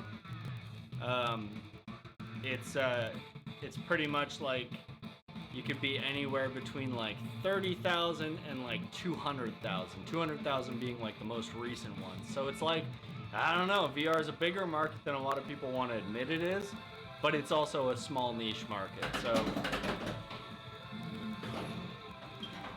how did that not give me the extra ball?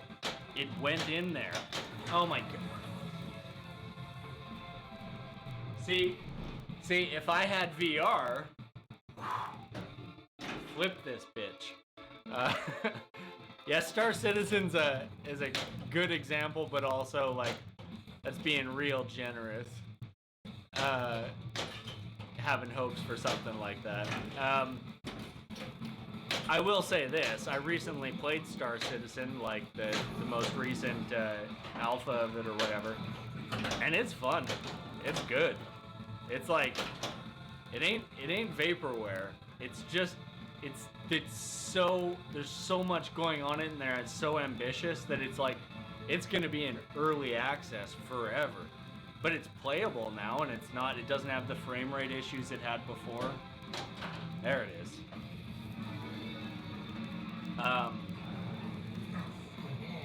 We actually are ready for night mode.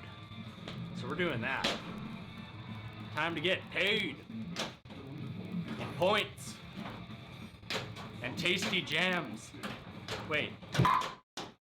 Do I not have night mode? I don't. Oh my god, when I was in there, it was like all lit. It was ready to go, and it was like, no. Yeah, for sure. You know what? I really enjoy the whole like space trucker thing where you like fly the big. I have a mole. Like I bought one of the moles, the new mining ship that has like 3 mining lasers on it, and it is fun. You fly up to asteroids, and it's like you feel like you're like, oh, Breaker 19 coming up to an asteroid here. I love that shit. And I don't even want to be a trucker, but a space trucker. Oh yeah.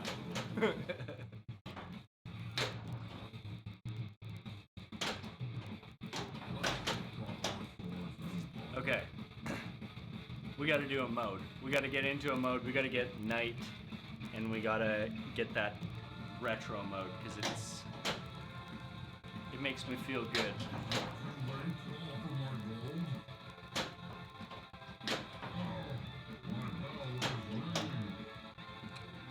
Whew.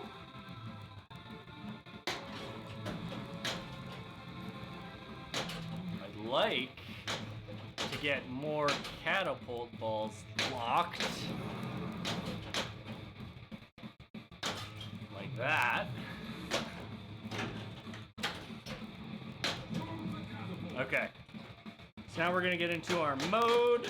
If we don't drain. Get into the mode, get up top, try to get into a catapult multi-ball, and then we'll have no problems getting a night letter and have some safety to get the night mode.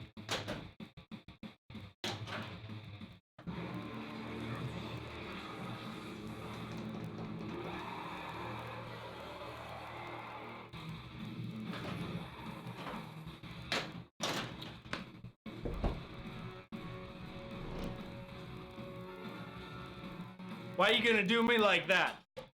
Oh! Paranoid Simulator, Escape from Tarkov. I have not actually. Escape from Tarkov's one of those games where I've known about it like since it came out, and I just never played it. I don't know. I think it's like anytime I thought I was gonna play it, something else was like just came out or whatever.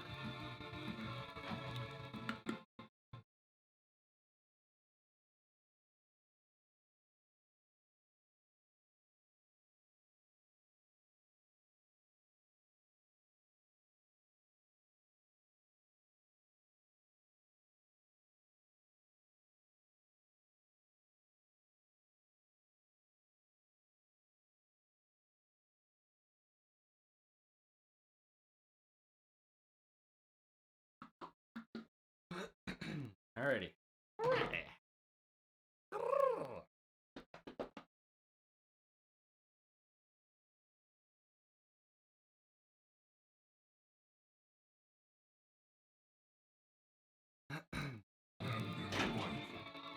I haven't played. I don't. You know what? Have I played The Hunt? I don't know if I have.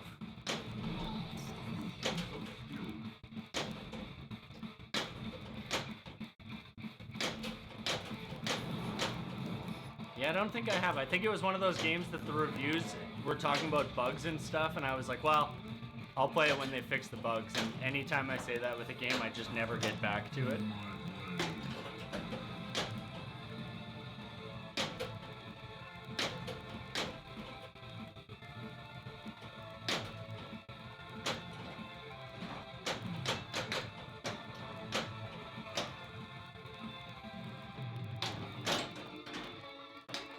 Nasty, nasty girl.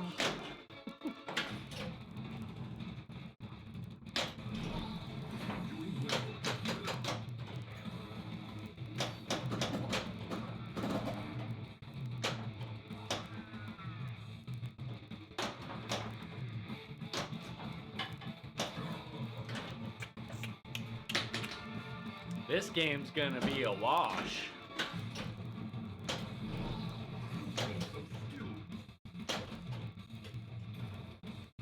Yeah, okay, but the key thing is does it feel like it's out of early access? There's been a few games that they're like, hey, we're out of early access now, and I'm like, cool, are you gonna fix all these bugs now?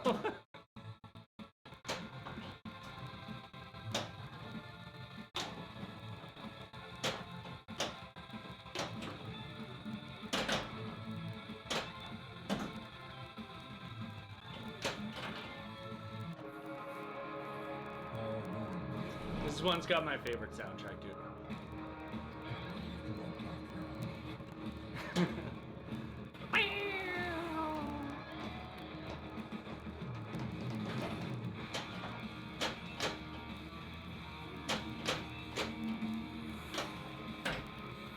It's just mean, that's all.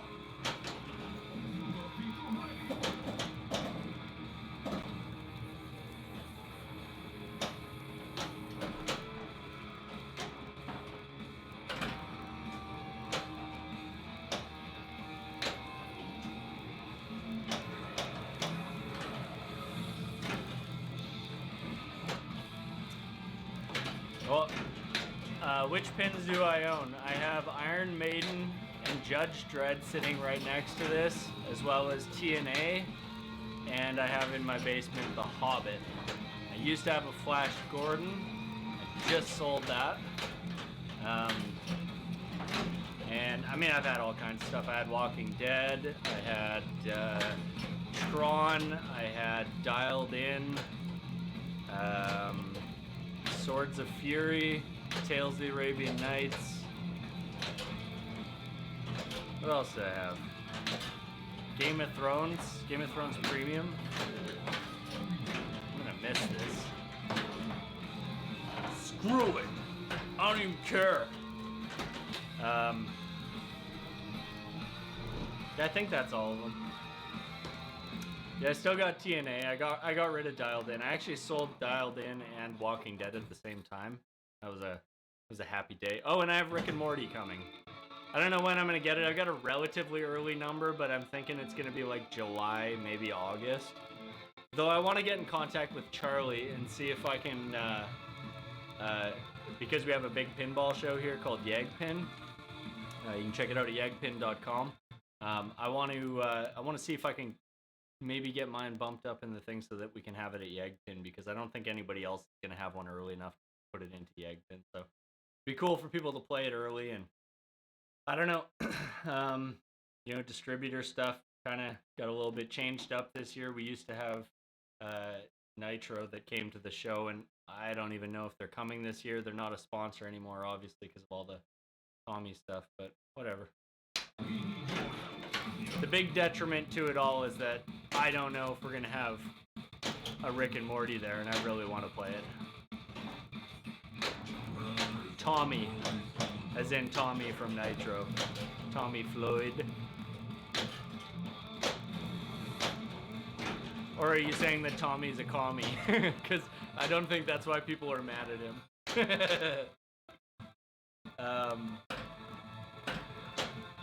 You know, You would think, because it's all volunteer positions. It's kind of like commies run Yegpin. I'm sick of working for the proletariat. Fucking bourgeoisie.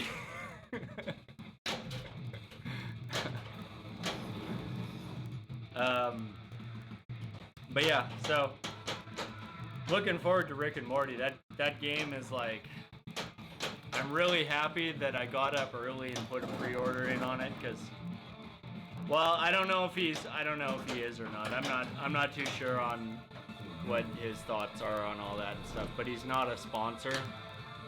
We just couldn't have him back on as a sponsor after his,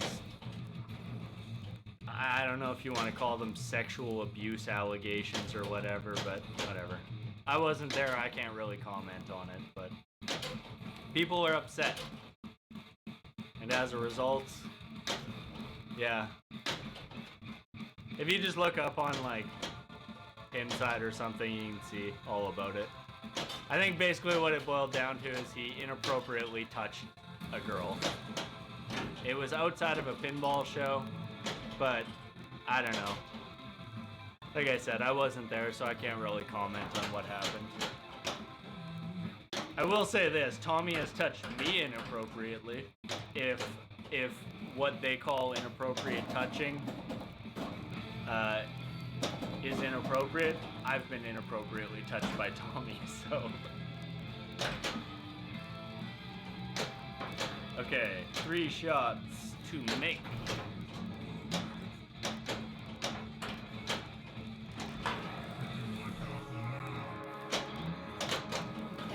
So I'm still in my hurry up.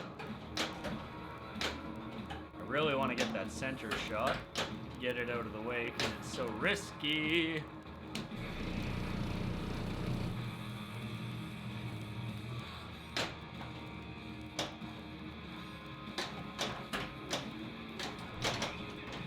Oh, you are dirty. Dirty bird.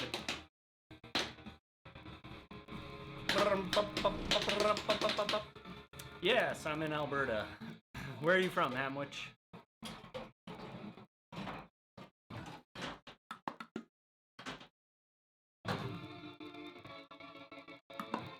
Cool. You should come out to Eggpin, it's awesome. It's like Canada's biggest show. We're a Stern Pro Circuit event now. Yeah.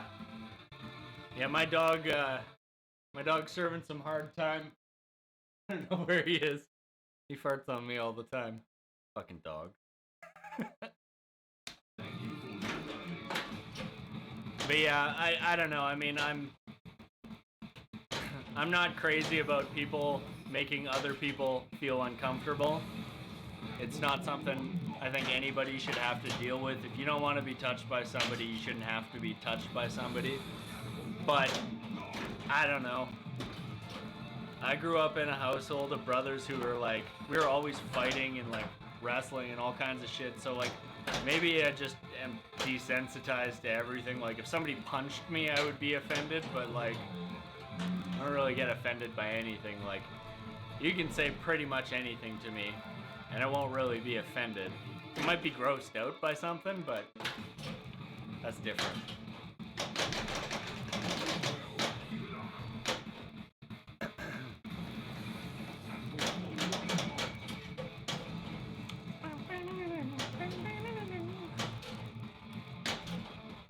I think I might. There's a guy in, I want to say he's in Quebec, and his company or whatever is called, oh man, you didn't say Dick Booger, did you? I'm offended. I'm offended. But yeah, there's a guy in Quebec, I think he goes by Pin Mix, something like that. And he does like remixes for people, like they pay him money and he does their like new music for their game. I want to keep the music in this game exactly the same, but I want a 50-50 chance that when you start a game, all of the music is replaced. It's the same, but it has cat sounds over top of it. So it'd be like, meow, meow, meow, meow, meow, meow, meow, meow. This game is just full of cat sounds for me, in my head. And I need to bring that out.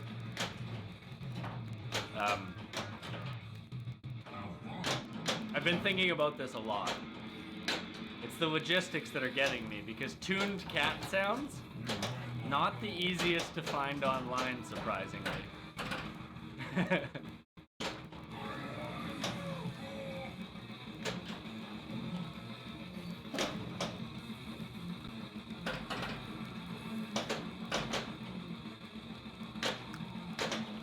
Why did I do that? Need more grip on these? I think I'm gonna wax my flippers. I waxed the playfield today.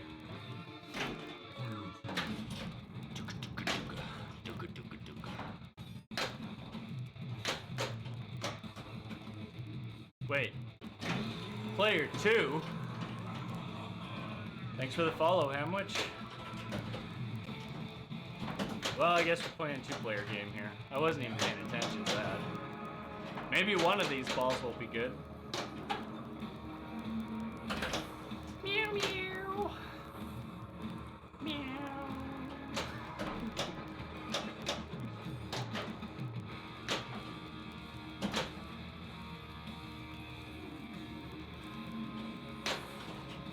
Well, I'll give you the gist of it. Yeah, you can stay up top, but it gets pretty boring if you do. I can sum it up for you, Mark. Basically,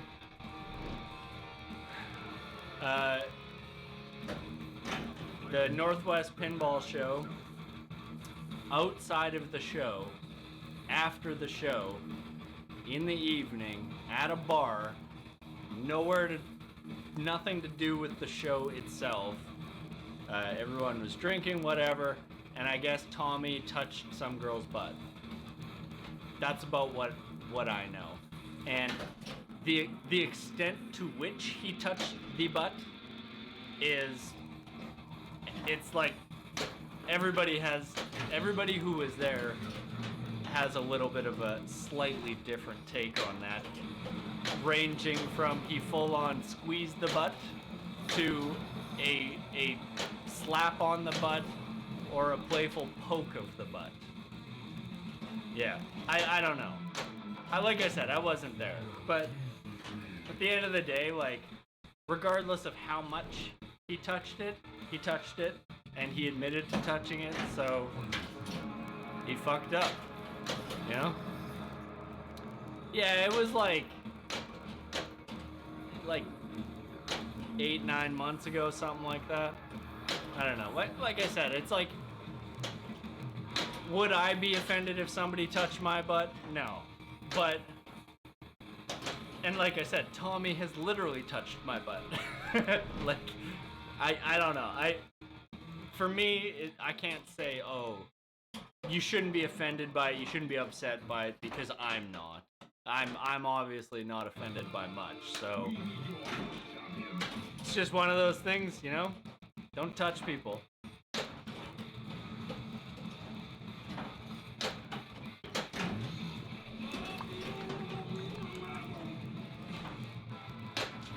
So, what I want to do is just crush through these modes.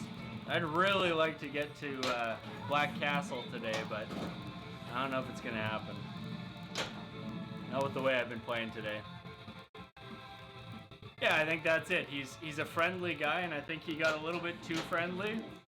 And that's all she comes down to. So, I have a couple different things I go for. I like to always go for the night letters because I like night multi-ball, because I like that classic retro music. Beyond that, completing modes. That's obviously like what you want to do. And trying to get the super stuff stacked up and activated at the same time while I'm in something. One of my favorite things to do on this, a couple games ago I did it, is getting 2 balls locked in the upper lock and starting the multi-ball down here in a mode and then locking my 3rd ball in the top so that I can get a 6-ball multi-ball going. So that's always a goal. though I've been having some serious issues today with actually getting my shots. And generally speaking, I'm gonna always focus on the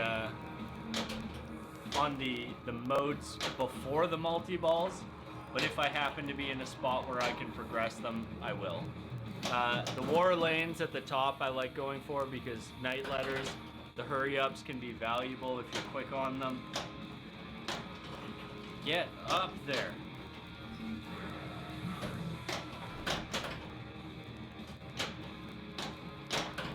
Believe it or not, I've just been trying to regain control that whole time.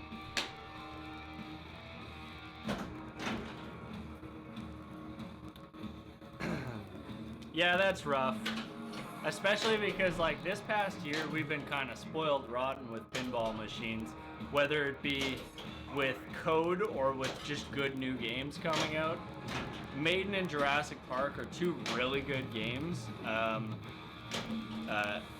Pirates of the Caribbean has its new code in it. If you wanted, like, pretty deep gameplay, you know.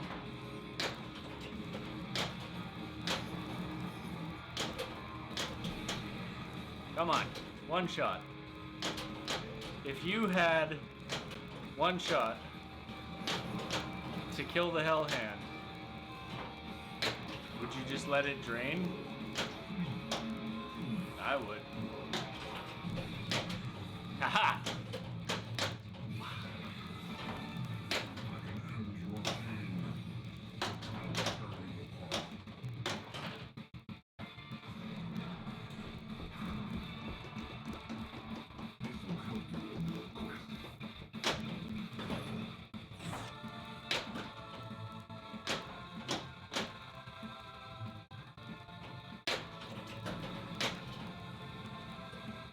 So I'd like to get one more ball locked up in the catapult just so it's a little bit quicker to actually start that.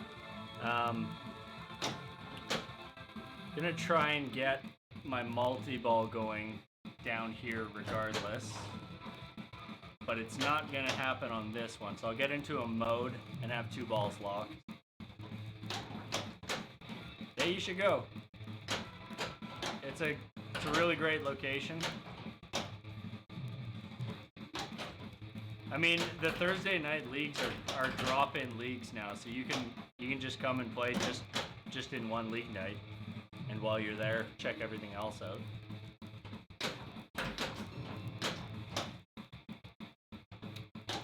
The other night we had, like, 2 weeks ago, I guess, we had 41 people, I think. It was huge. It was like our biggest turnout ever.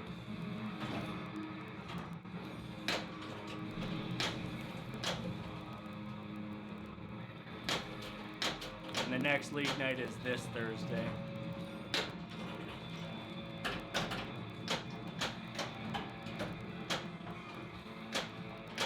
Okay, I can actually get into a multi-ball here. I might as well.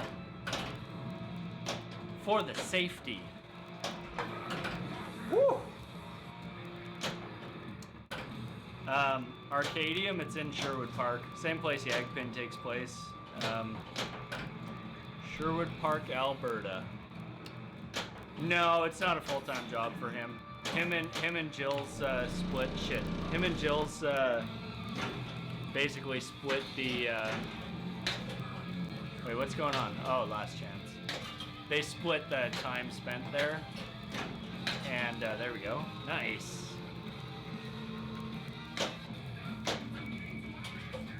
And I mean, they're only open in the evenings on weekdays, so I think they're closed Monday, Tuesday, Wednesday anyways.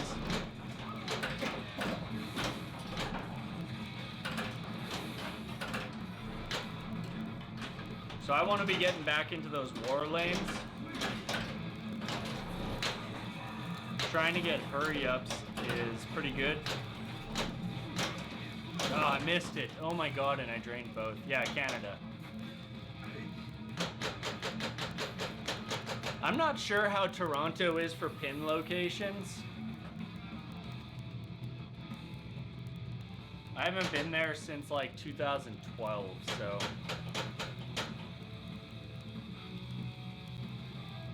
Does it still think I'm in Catapult Multi-Ball? There we go. I am still in Catapult Multi-Ball. I don't know why it wasn't releasing that one. I mean, I guess I could cheese this and go for some points just holding this one and continuing to try to hit my jackpots up top there.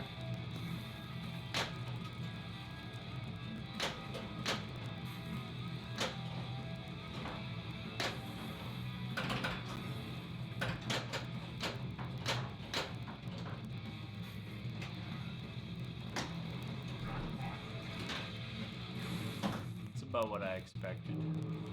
Okay, so what do I have going on for my power? Super slings.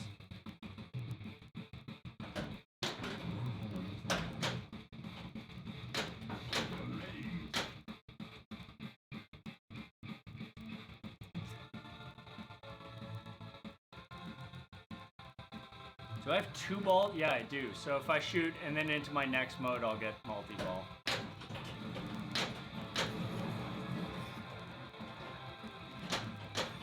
I don't know. I don't like playing those boring cheeses just to get some points. To me, if you want to get points, just play the game. And if you play good enough, you'll get the points. And if you don't play good enough, you don't deserve them. Generally speaking, I don't deserve them. Oh, get in there.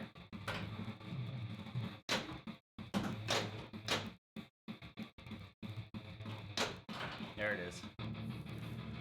Alright, so we got a multi-ball. And what was the mode we were in? Magma.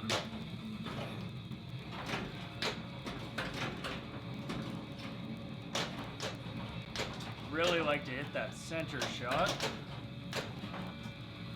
I might actually play this one a little cautious if I can trap some stuff up. Like that. So this right here is about as cheesy as I'm gonna get with the upper playfield. Just trying to hit that that stand up there and get progression on the mode.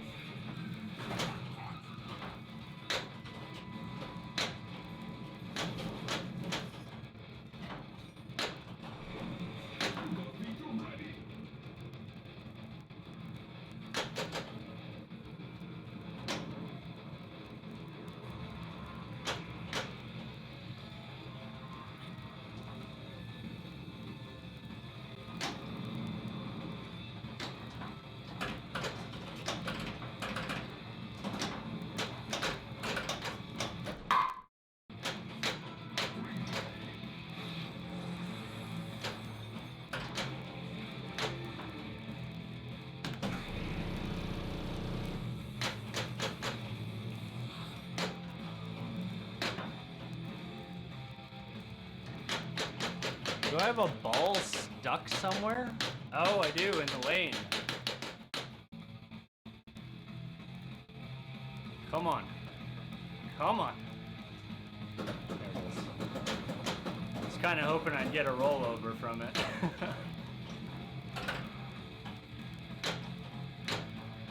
Oh, nasty. Okay, so we have night mode ready. Now, I'm pretty sure if I backhand this, I'm most likely gonna drain it. So we're not gonna do that.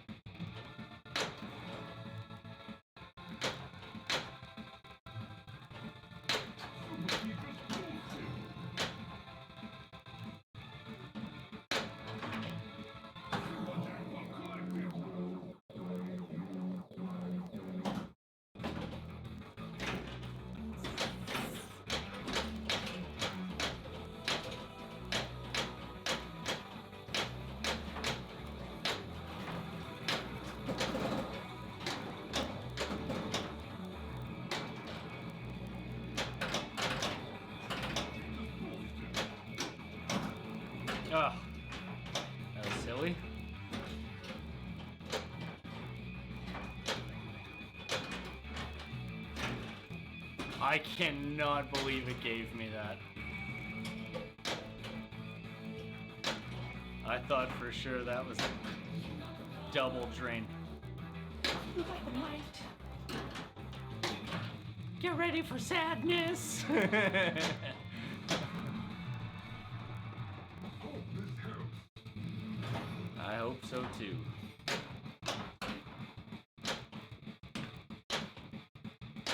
Thought I might have had a Magna save left. I didn't.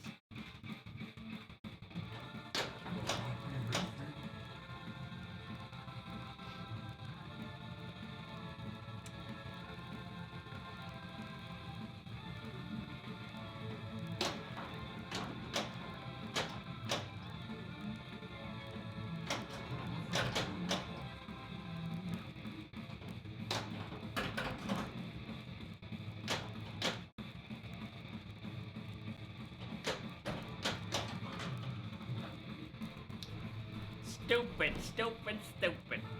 That's okay. That was a pretty good ball.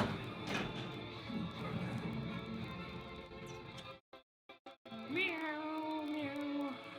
Thank you for the follow, Toto Bien. Toto Bien.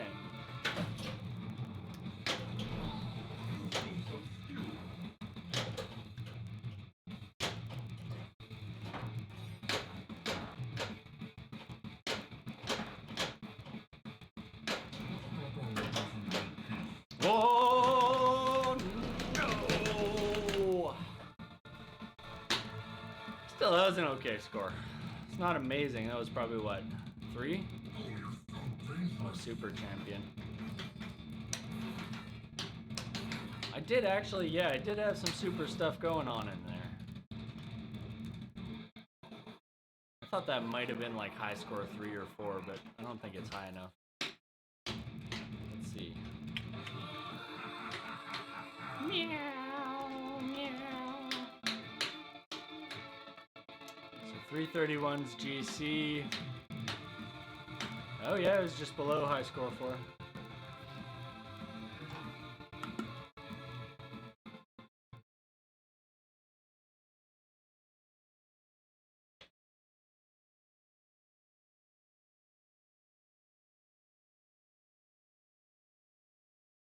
All right. So like, that's what I mean about progressing the modes. When you're progressing the modes and focusing on the modes and not really concerning yourself with multi-ball and stuff, because on the pro models in particular, there isn't really safe shots the way there is on the LE and the premium.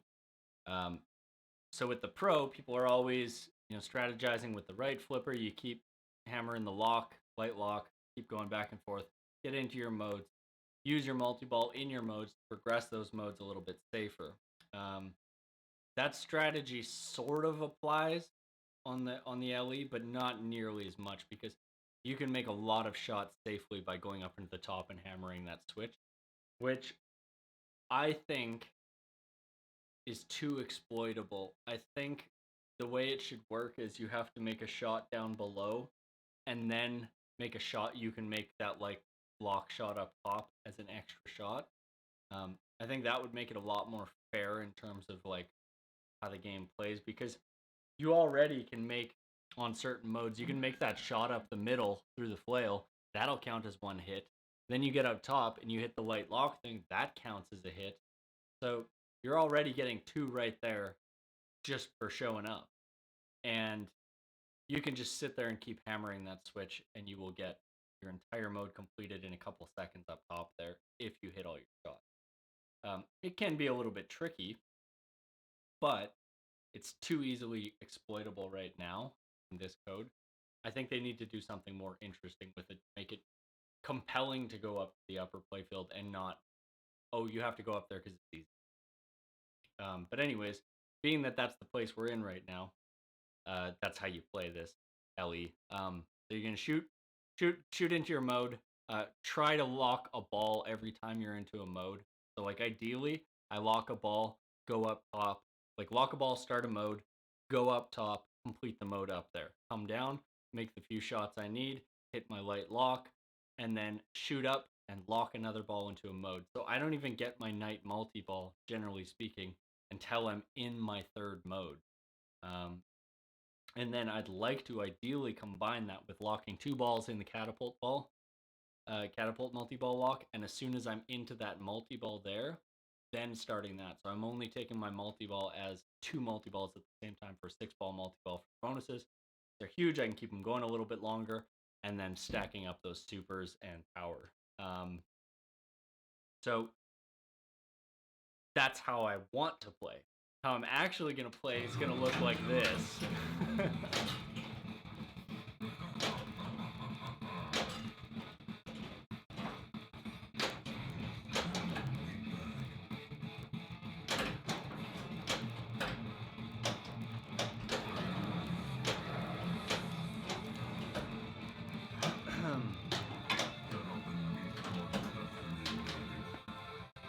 That's how it's been looking all day. On a pro, though, that's like, that right there is what a normal ball 1 looks like.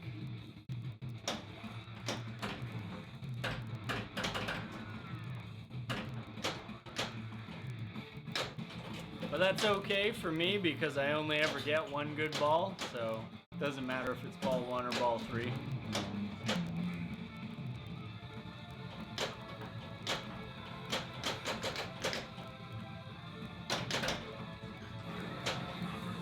That outlane save is so tough. Part of what makes this game's geometry so tough is just how, like, normally you look like at the sides here. That's normally what your outlanes look like. On this one, it's like that, and it's nasty. All right, let's get another ball locked and do it all on ball 3. That's my mantra.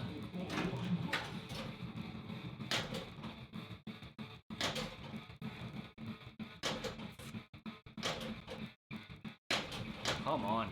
So right there, like all that nothing happening up there right now is also part of why the upper playfield needs some work from a code perspective.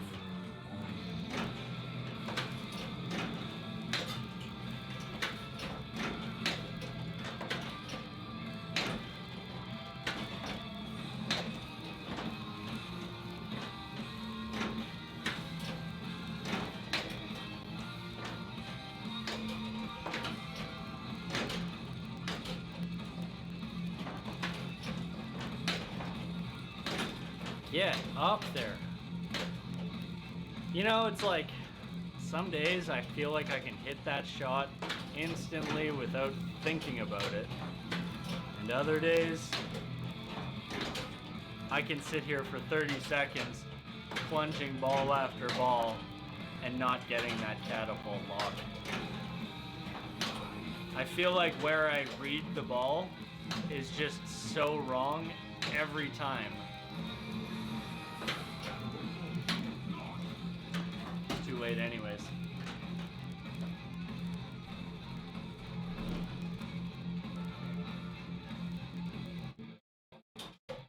Also, I just wanted to double check. So last stream was the first stream that I was using this mic, and when I went and I looked at the video afterwards, it was like crackly sound, and I lowered the in-camera volume for that mic, and hopefully that fixed it. But yeah, if it sounds messed up at all, if there's any crackling, any cutting out too early, too late, that kind of stuff, please do let me know. I think I probably have it all sorted out now, but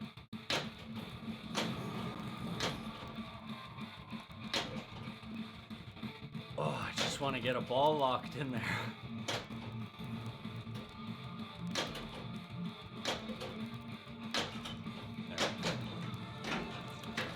One more and then we can ignore that.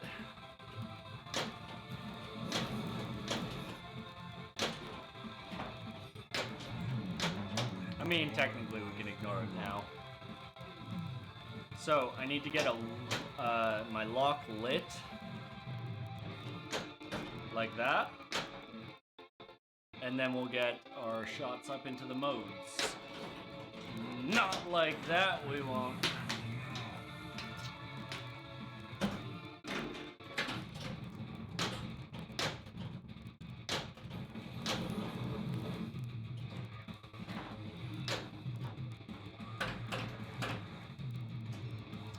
Hey, thank you for the follow, TurboGrafx.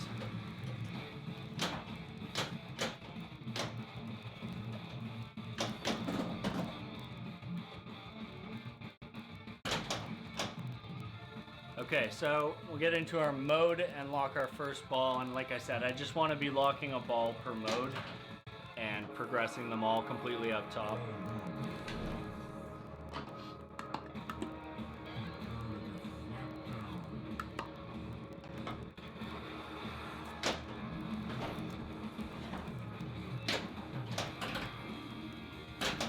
Assuming I don't drain upon losing control of the ball.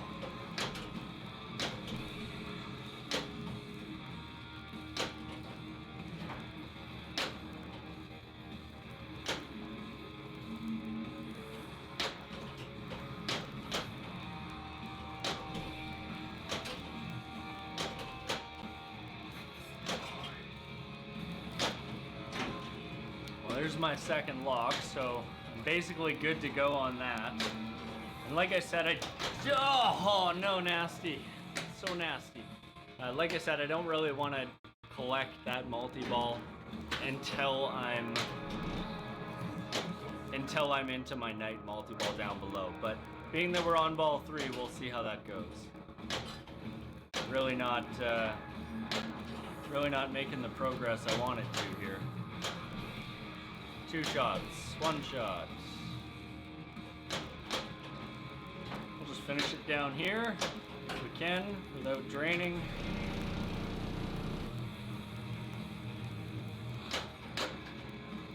Oh boy.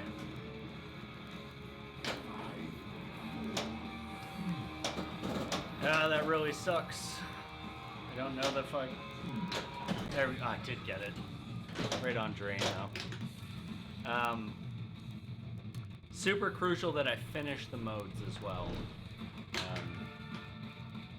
Let's get a nice clean start.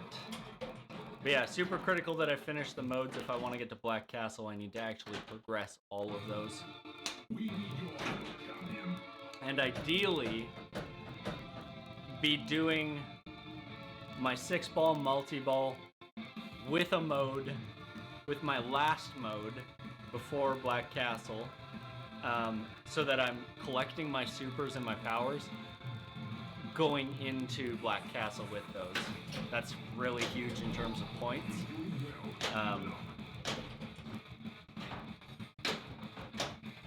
In terms of completion, it doesn't make any difference, but...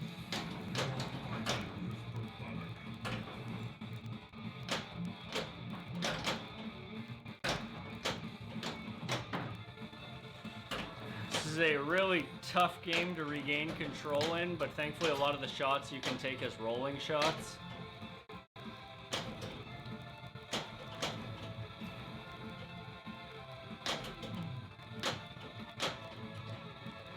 Alright, let's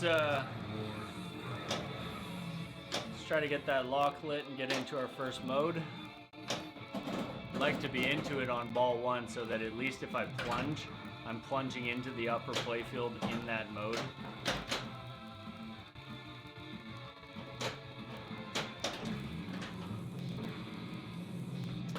Well, at least we have a lock ready for it.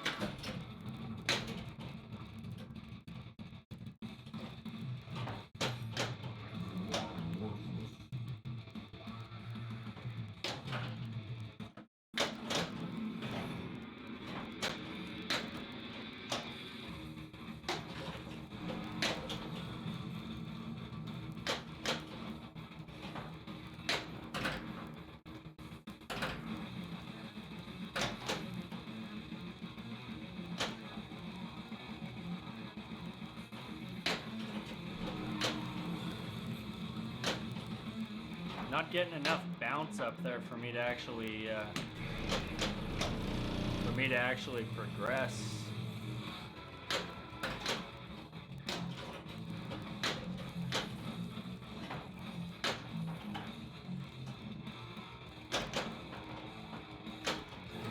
Damn. Using up that Magna save earlier, I probably could have got away without using it. And it kind of came back to bite me, so I am not hitting my shots up top there successfully.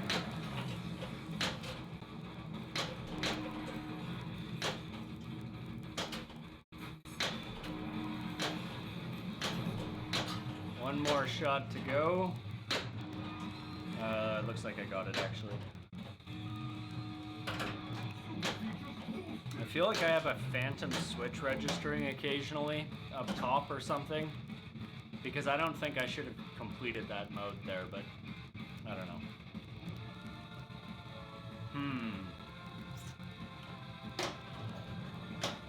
I'd like to get a hurry up going so those war lanes at the back are going to be good, because I'm going to be trying to make those shots anyways to get my mode started. So it is a pretty good idea to go for that right now. So I'm going to be shooting for the left orbit there. Hopefully I'll make it. Yes.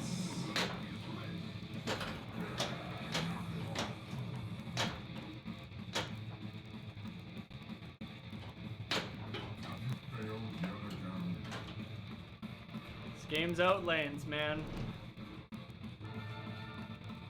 Every time I play this game, I legitimately think about moving those outlane posts, but I can't. Can't do it. Just cheating yourself. Thank you for returning.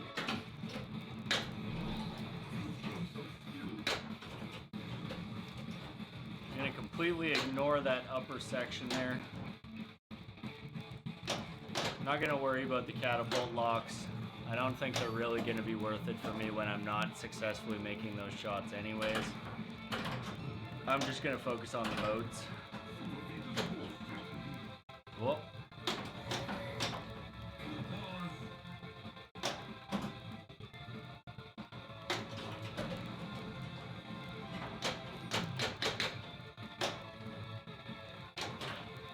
That's what I mean about rolling shots right there. Once you start to get a feel for this game, a lot of those rolling shots really speed things up. So I will be focusing on the upper playfield shots still for the modes, just because they're safe and they're quicker.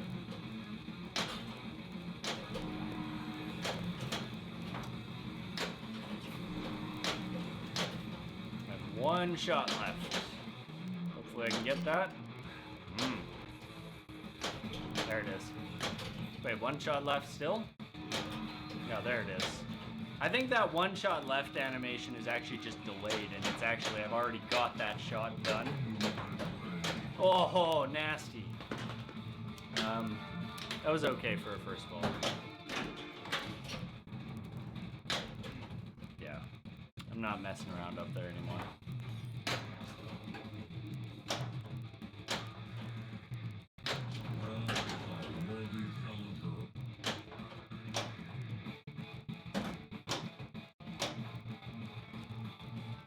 You know if the battery on an MPU board is dead will cause the table not to boot up.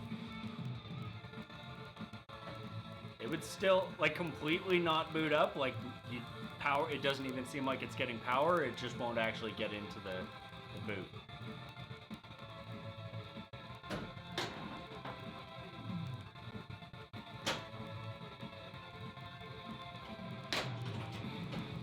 But also, no, I don't think so. I'm pretty sure the battery is literally just there for score keeping.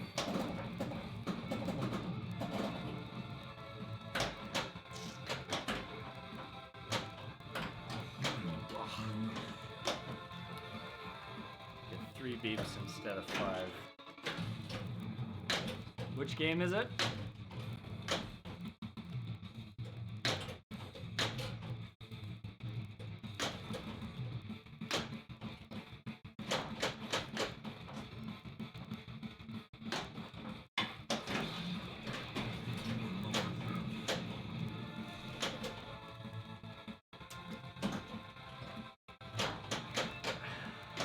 I had a similar problem on my Swords of Fury, and I'm trying to remember what it actually ended up being.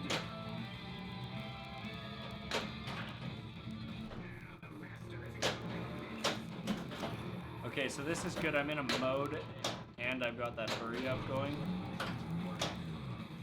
So it's gonna let me double down on a couple shots here.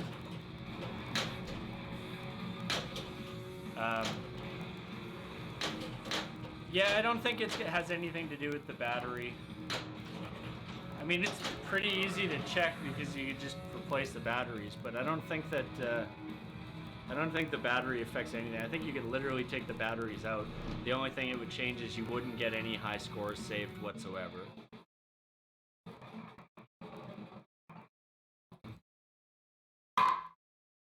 So it won't get into the game. You know what? I was talking about this earlier. I'm going to say the thing that seems the most obvious. If it was working before and it's not working now, and you seemingly didn't change anything, replug every single cable, especially ribbon cables. I don't remember if those have ribbon cables. I don't think they would. But replug all the cables. That's the first thing I do all the time now because I've had so many stupid issues over the years that just came down to I needed to repin a cable. Like I was saying it earlier, but my Tales of the Arabian Nights had a super weird issue where one string of solenoids that were all tied to the same fuse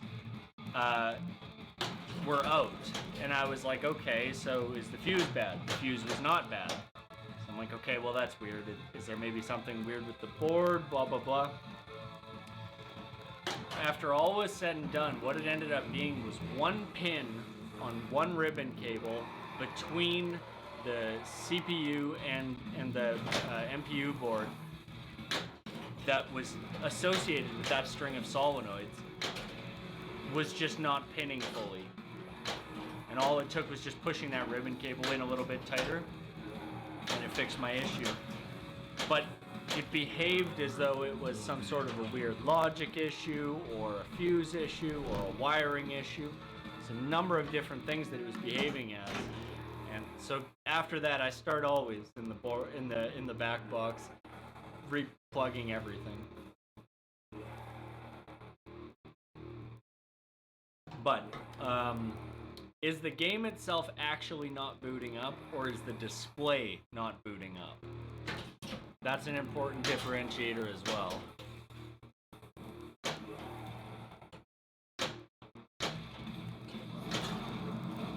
Like, are you getting any lights on the playfield of the game?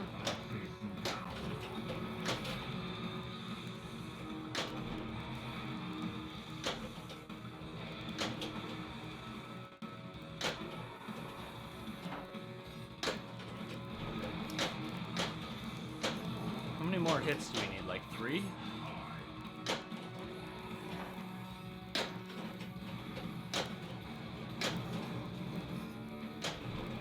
One shot left.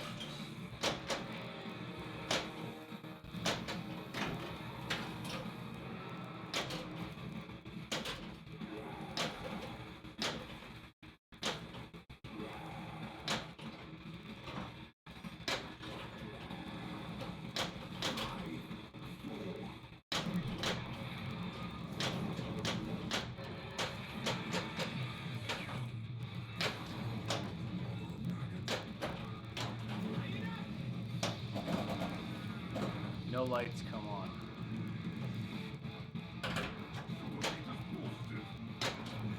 I would have to say that that's just a straight up MPU board issue, yeah. If you're not getting lights at all, it's almost always going to be something to do with the MPU just because it's raw power going to it. However, it could be a two-parted issue. You could be losing the display while losing the lights at the same time, and they could just be the same thing, like just pinned weird. But you could test it by see if that board has test points. They'll be labeled as like TP1, TP2, whatever. Just see if it has test points, and if it does, you might be able to just quickly see if it's actually getting the voltage, if you have a multimeter anyways.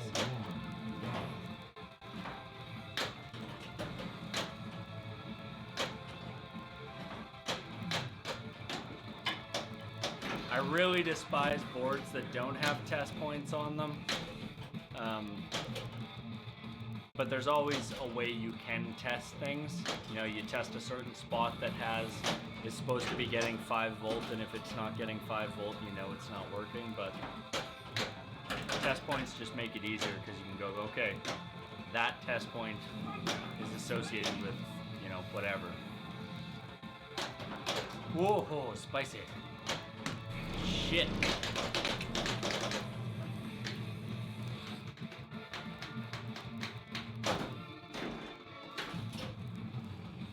Oh, I want that mode.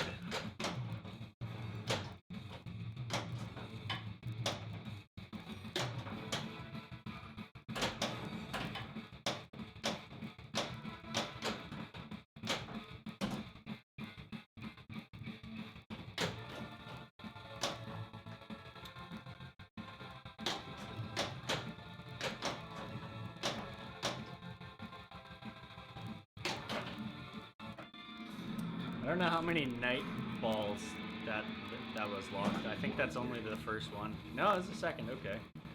So if we can get another ball locked into there, then we can go up top and start that multi-ball. So right now what I want to try and do is that, followed immediately by... No.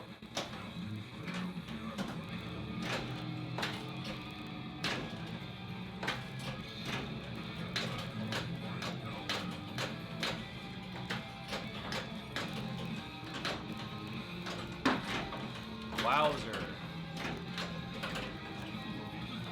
Hey, thank you for the follow, Gleno. Watch me struggle. This is so hard. I've seriously, like, I don't know what it is about that catapult lock, but it just is, it is so hard to get a feel for that shot, and it looks like it's wide open, but it's just not. So unfortunately, I can't actually get into my knight right now. What I do want to try and do is keep going up to the back there so I can get my hurry up.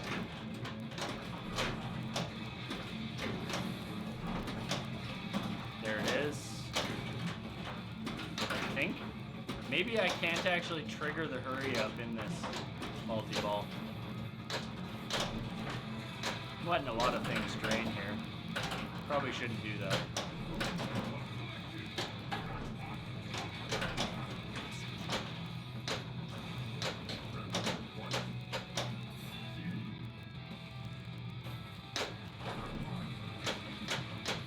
Why did I do that?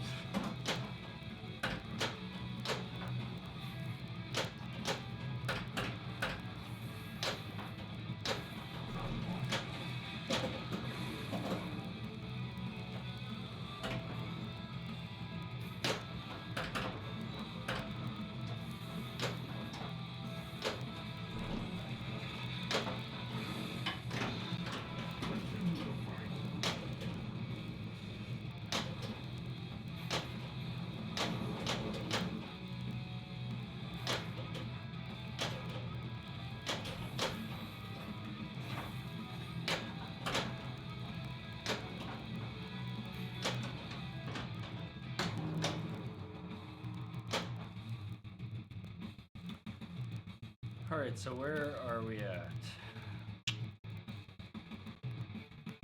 We gotta make a lot of progress on a lot of things. I want to get a mode going, but I think before I do that, if I want to get into the upper rollover lanes there, the war rollovers, I can get a hurry up going. And then now while I'm shooting those mode shots, I'll be getting those as well. It would have been really nice if I would have hit that and not went out the outline. That's Black Knight.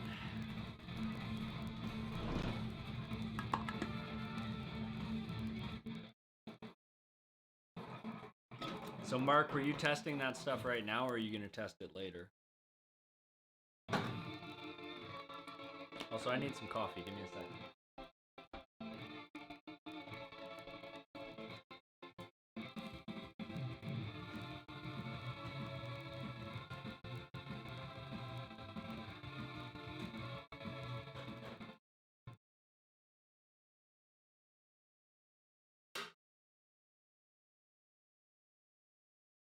I'll just be a minute.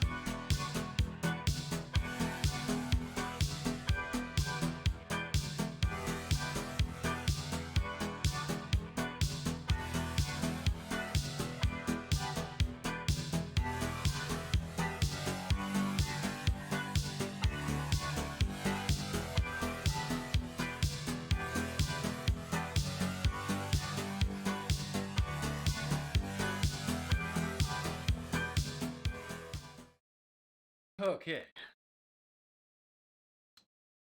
Gonna make a house call to my old bosses. The Flight 2000 that I restored that was at the egg pin 3 years ago. Like, oh yeah, yeah, and that's the other thing too is maybe just see if you can find online the exact board that Flight 2000 used, and just check, see if you can find whether or not that board has test points, and if not, where you can test for voltages off of that board. But um, honestly, by what you said, I'm almost positive that it's just the board's Fugazi. Could be something as simple as a cap. I don't know. The other thing too is like a few years back, it was a lot. There was a lot less selection for replacement boards. Um, Now there's a lot of really great products. In my Flash Gordon, I put in Alltech boards, and Alltech has cool self-diagnostic stuff that goes on it that you can just look and you instantly know what's wrong with it, or if there's something wrong with it. And each board has that, as well as it has individual testing boards you can put on and stuff like that, which really speeds things up. So in terms of like, if you're like, oh, I want to keep the game for a long time, so if it's like your old bosses and he likes Flight 2000, you know, it may not be a bad idea to be like, hey, yeah, do you want to maybe just buy a new board if that board is actually broken? But when I was a little bit less experienced, I was always like, oh, just replace all the boards. Who cares? It's a few $100 and it fixes my problem. Until it doesn't. Sometimes you get things where you have weird wiring issues or something like that. It can be something as simple as a short somewhere. Like pinballs are like super weird in what causes them to malfunction and how they malfunction. I mean, on my Judge Dredd, I had an issue for years that was like lots of people, everybody who had a Judge Dredd and was running the Dead World mod had this issue. And I was actually the person who finally figured out the reason why this issue happened. And what it was is when you'd get into the multi ball, extra balls would kick out, and after that multi ball, they would keep kicking out. So the game would like kick 3 balls or 2 balls into play, whatever, and you'd be in regular play. There wouldn't be a multi ball happening.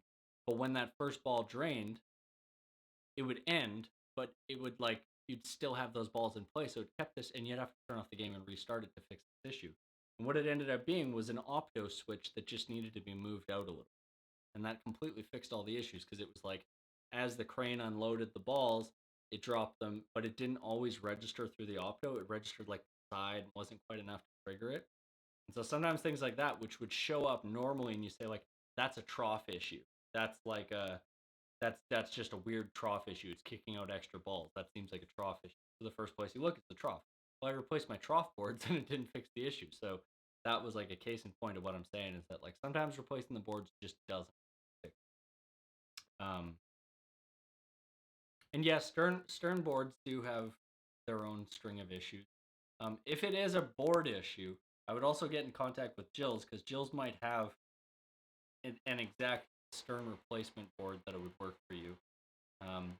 Sterns and Bowleys of that era, a lot of them share boards with each other, especially something like a power board. But yeah, I mean, new machines aren't without issues either. They just have different issues. Like, it'll be like a weird switch thing, or like the orbit doesn't work properly. Like on Game of Thrones premiums, the orbit didn't work properly. It's super super strange issue, right?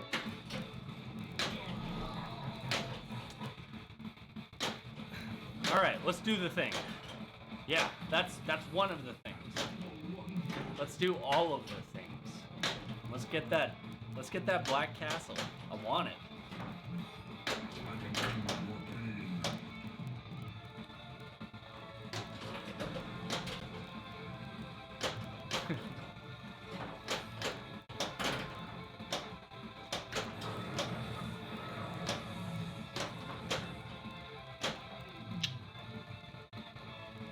Thank you for the follow, McBreezy Dizzy. I like that.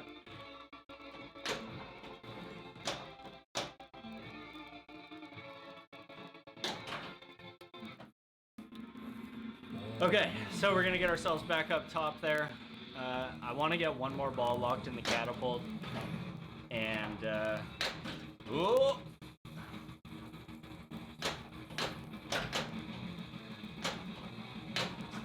and then I'll actually make my progress on my modes up top there. Fool of a took. Perfect. So right there is how I actually want to lock all my balls for the catapult. I want to do them all as the skill shots, except for the last one. So right now I actually don't want to hit the catapult, and I want to hit that target there instead. Come on. Whoa, almost had a misfire, you know? We all been there, right, fellas?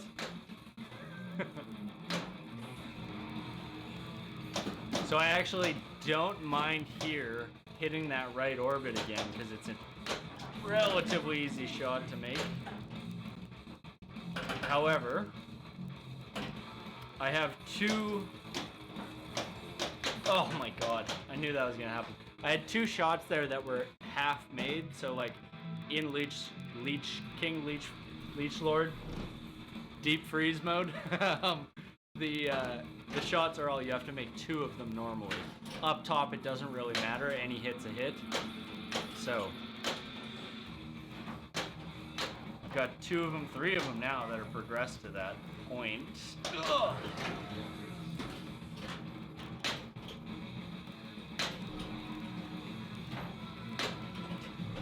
That's gonna be one of them done. And actually that completed it for me, I had enough.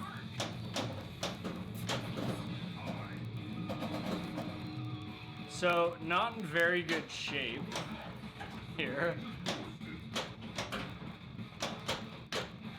As I always say though, do it all on ball 3. Fuck it.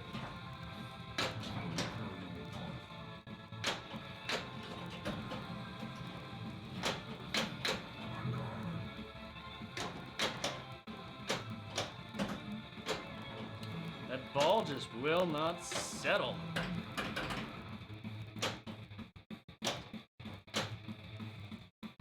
Okay, calm yourself, ball. Into a mode, second ball locked. I want to immediately try and get that multi-ball going. Oh boy.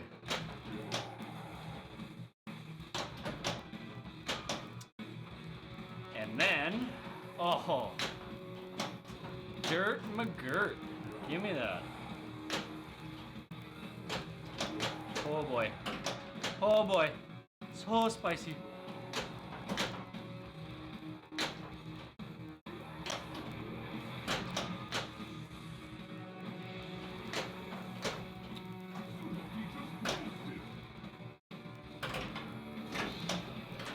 Okay, well, since we're up there, we're gonna progress that mode a little bit if we can.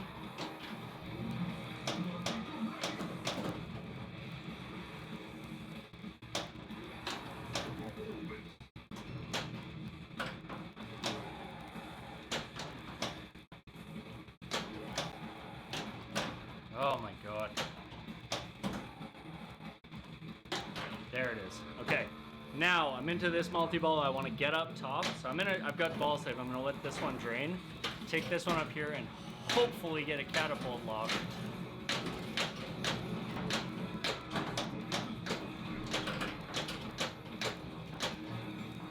Because 3-ball multi-ball is okay, but 6-ball multi-ball is much nicer.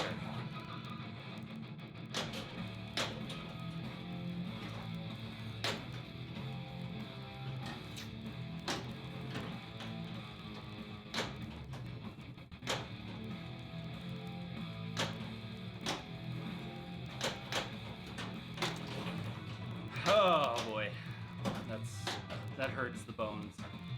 That's some bone hurting juice right there.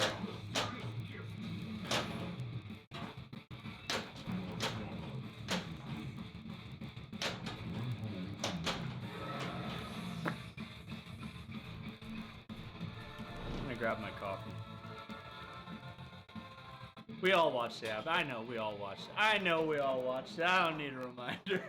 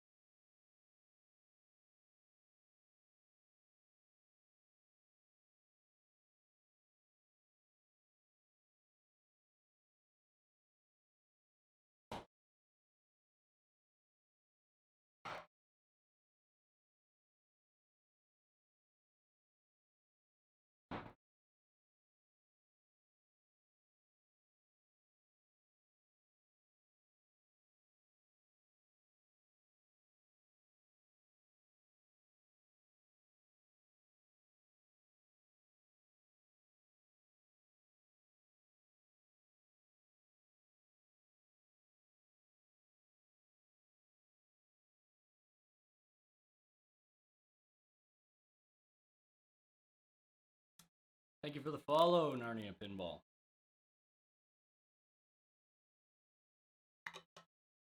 Sweet nectar of the gods. Ugh.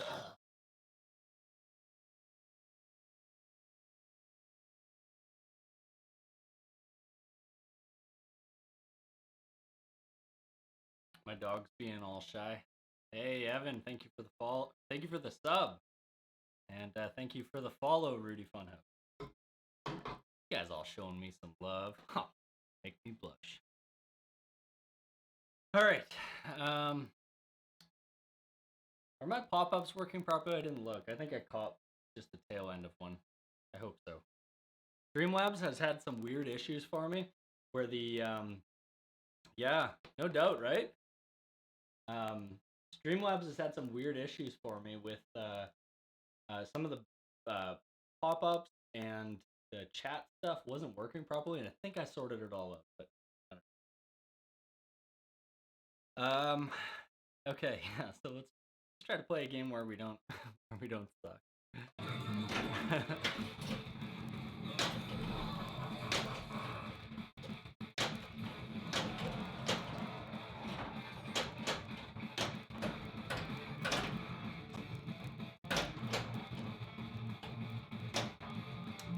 You know what, I'm gonna maybe approach this one a little bit different and try to get a couple of those locks going right away.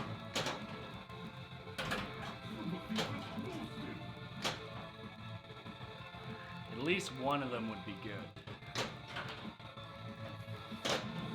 Starting those locks before doing your modes is really big on the Pro. On the Premium, I don't think it's nearly as critical. Yeeps.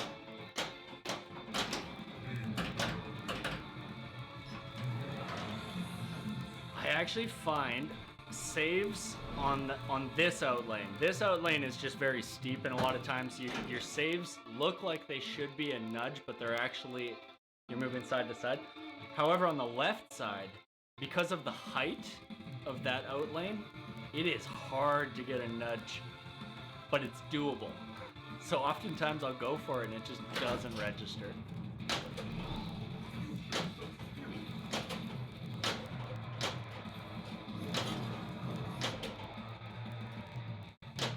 By the way, Evan, did you get my message this morning?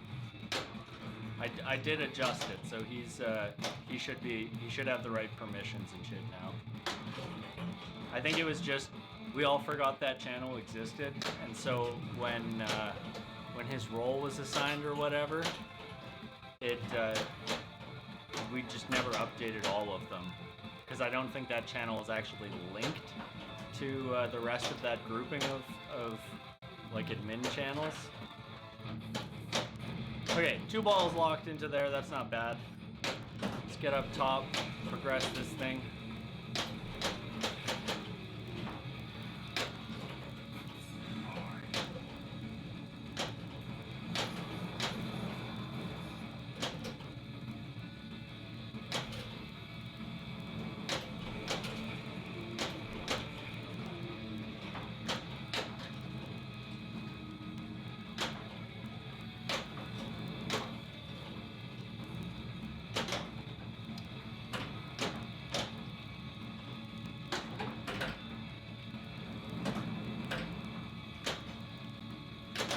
Side to side, so dangerous. I think I only need like 2 shots? This should be easy.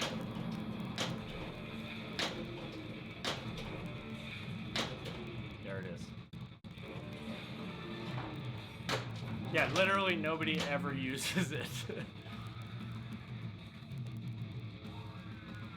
He actually found us though last night too, and Alex woke up and then came and joined us as well, so it worked out. Alright, so I'm not going into there until I get my mode lit.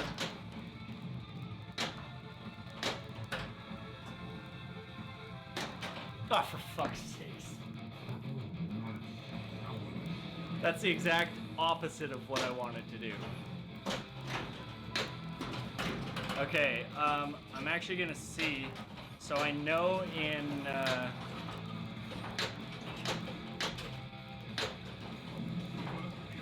I know in catapults you can't actually make the progress for the hurry up in the war lanes up top, but you may be able to do it in the night multi-ball. Fuck.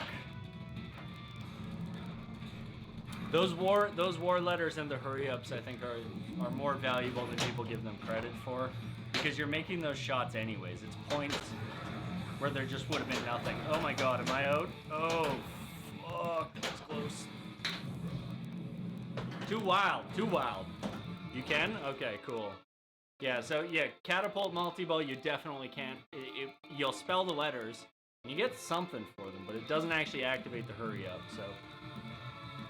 Yeah, no doubt.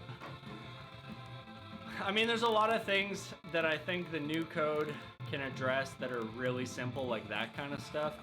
The big things for me is like making the upper playfield less exploitable and more enjoyable. More things to do up there. By the way, I have this bucket that I throw any stickers I get in, just like, you know, you order something and they're like, oh, here's our company sticker, whatever. I think it must have been from when I ordered a record or something like that. But they had these like Nightcrawler stickers, like from the movie Nightcrawler with Jake Gyllenhaal. And this one from the Black Mirror episode. It's pretty cool. It's the only place stickers have any use in my life is my coffee cup. Okay, so ball 3, absolutely nothing happening. Do I even have one ball locked in the catapult? I don't, so I'm not going to even bother with that. It's going to be a pain in the ass to get those all locked. So let's just do some modes, and hopefully we can have a good ball and get some night letters. That's the other reason to do those war lanes, to get your night retro multi-ball. More points to be had, good tunes to be had, you know? They're worth doing the hurry-ups.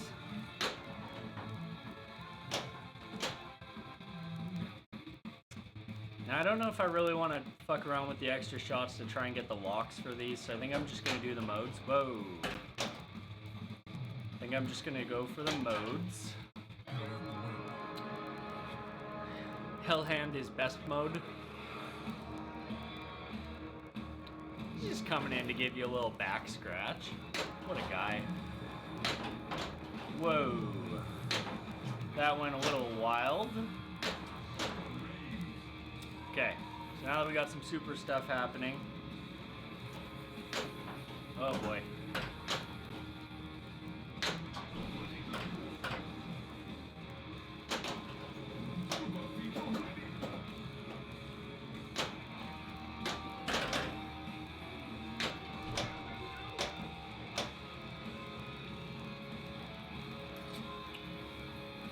I'm curious if I hit light lock, if it's gonna raise that shield up. It does! Oh, that is so huge. I still have a hurry up to make, but...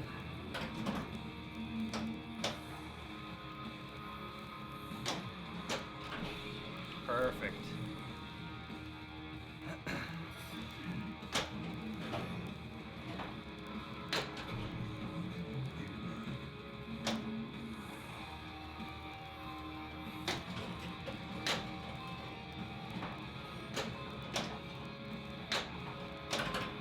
Come on, center target, why you be this way?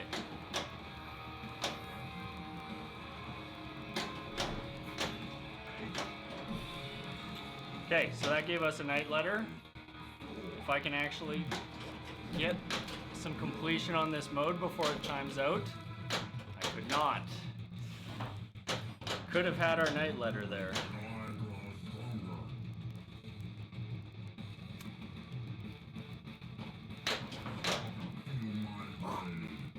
Spicy. No.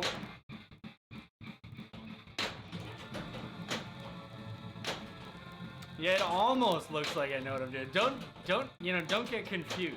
Don't get confused.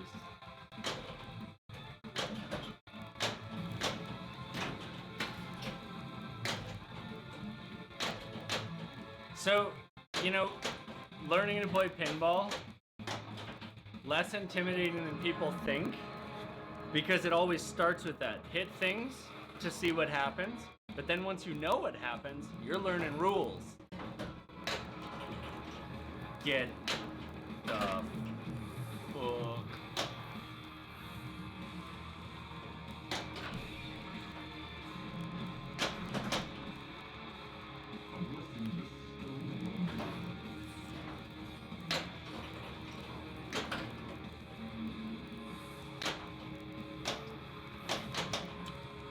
Oh.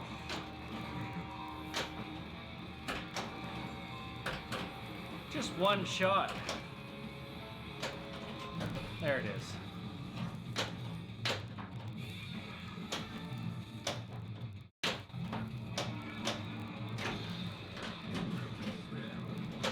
Did that not give me a night letter? Why did that not give me a night letter? Do you only get a night letter if you complete it on your first attempt at that mode? Huh. I'll take that. Does that give me a night letter? Oh, you get it for partial credit, I see.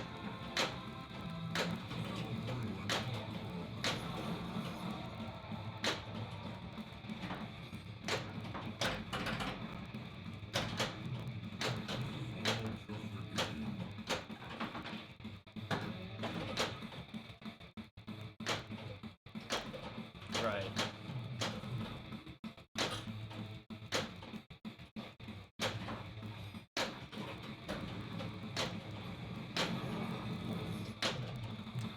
I mean, I'd like to get some balls in the catapult, but I'm also not gonna, like, prioritize it too heavily.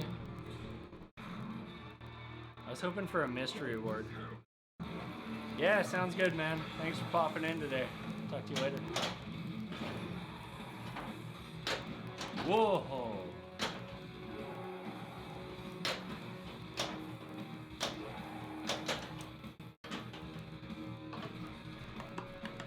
Why do I do the things I do?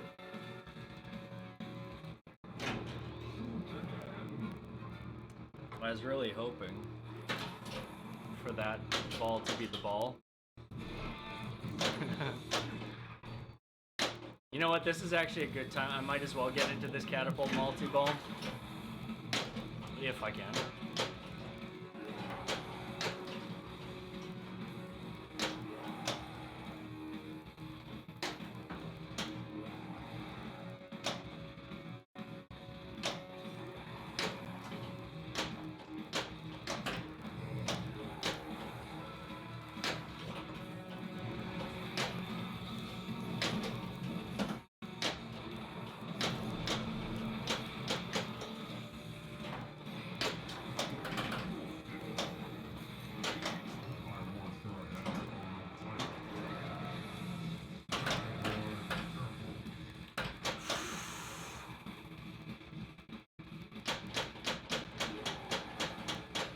I don't know if this is gonna pause. Yeah, it will pause. Shit. No? Okay, here we go. I want to time this mode out because I just want to get into night multi-ball. I don't have enough modes completed on ball 3 to really concern myself. I'm not gonna get to Black Castle on this. I may have to take one more shot here.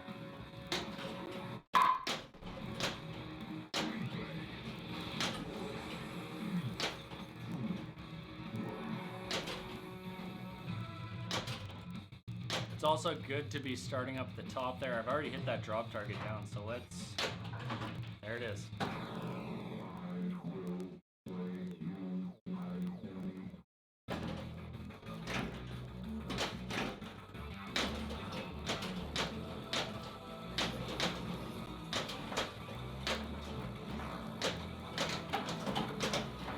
Alright, let's try to regain some control here.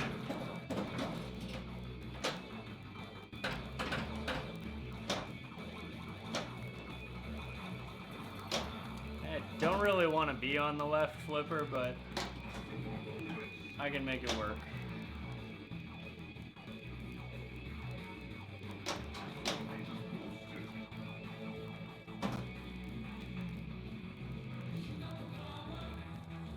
Yeah, I have my old steering wheel that he might be interested. Ah, that did not behave the way I wanted it to.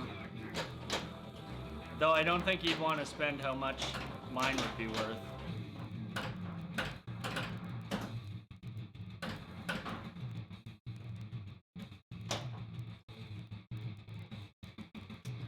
Well, that sucks. That sucks. I was hoping to make a little bit more progress out of that.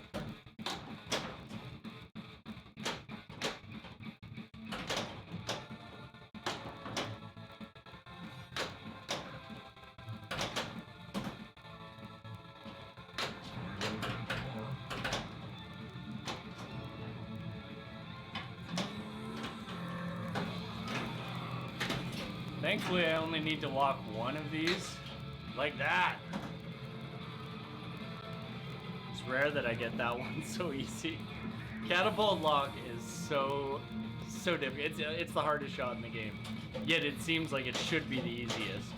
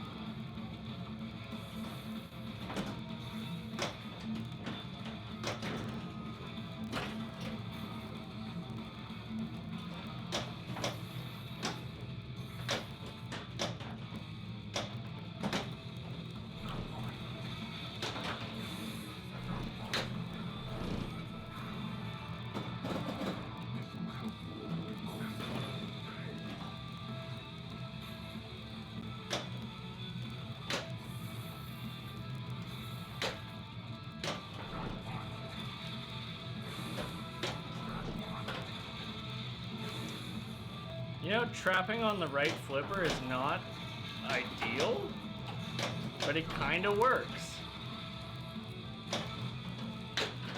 So be it.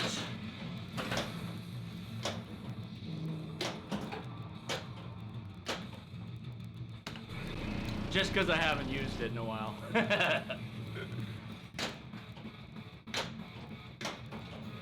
I can't wait for the drain I have. They could have easily been avoided had I had Magna Save left. Can you guys?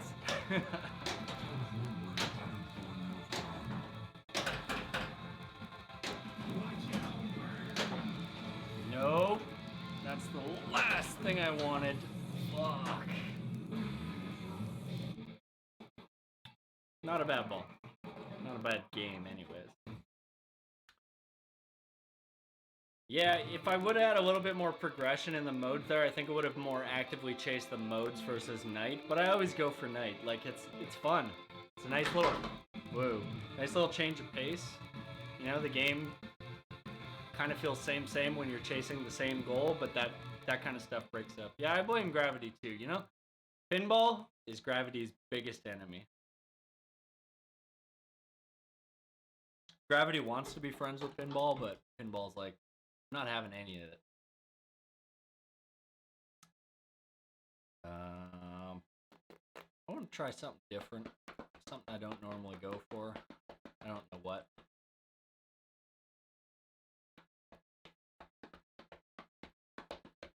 Whatever. This isn't a very wide game, meaning that there's not a lot of different paths you can take.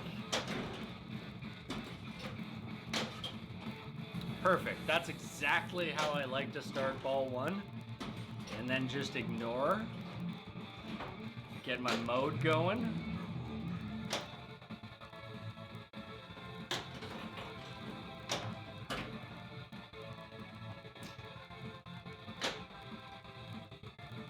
I practice considerable patience there. I normally don't.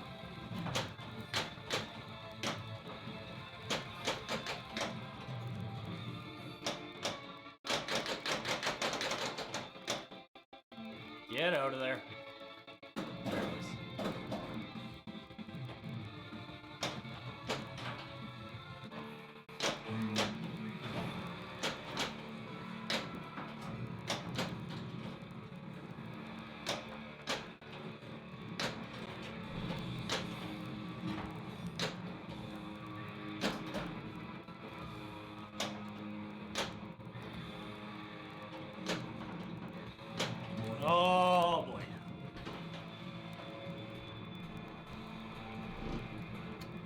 Yeah, if you miss shots in this game, it's not very nice to you.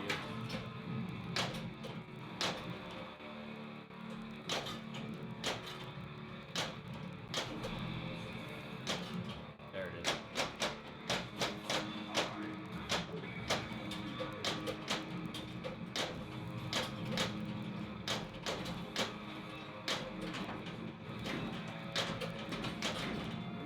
I cannot hit a shot. Come on. I got 3 balls up there. None of them want to hit the target.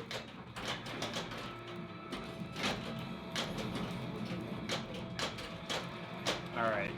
Fuck.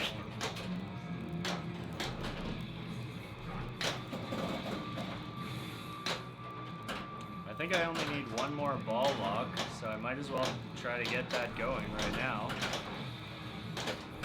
Getting that 6-ball multi-ball right off the pop is kind of cool.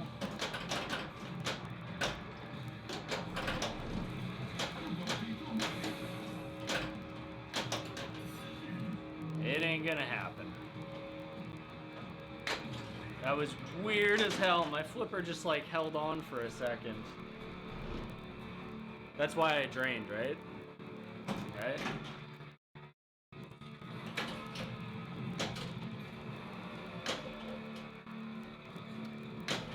That right there is how quick you can go from having a good start in a game to a terrible game.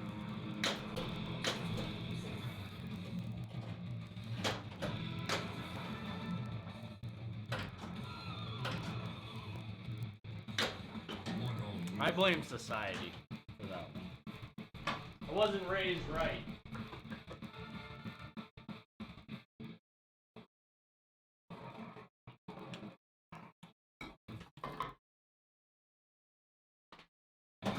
We need your help, champion. It's a real absolute shame.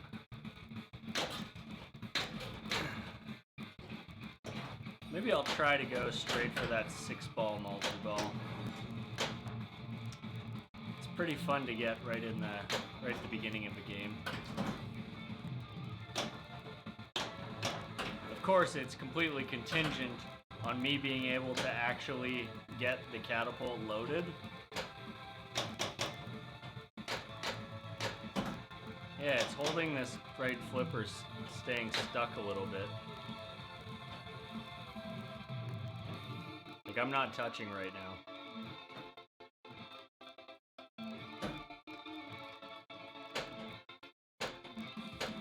And it has nothing to do with the upper one. I think my sleeve is probably a little bit gummied up. Might have to do some quick surgery with a Q-tip. If your surgery requires anything more complex than a Q-tip, I'm not your guy.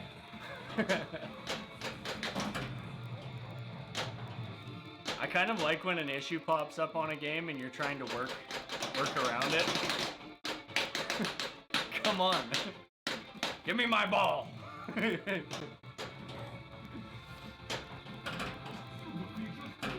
This is what real challenging pinball looks like when you have a flipper issue and you just play through it.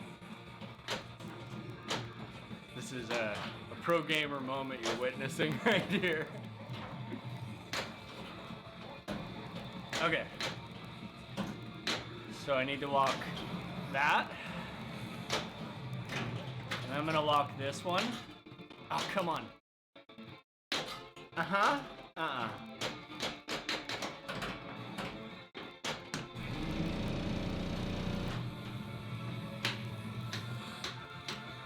There was nothing pro about that gamer moment. Also, apparently I have 2 players put in. When did I do that? Was it when I was hitting things? Alright. It's me against myself. Same as it ever was. Same as it ever was.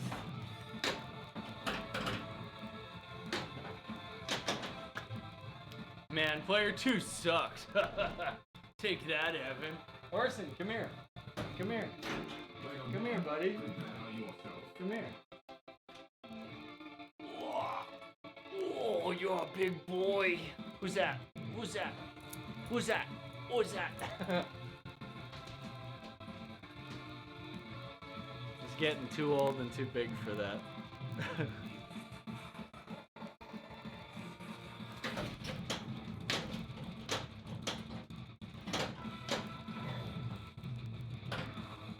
Yeah, buddy.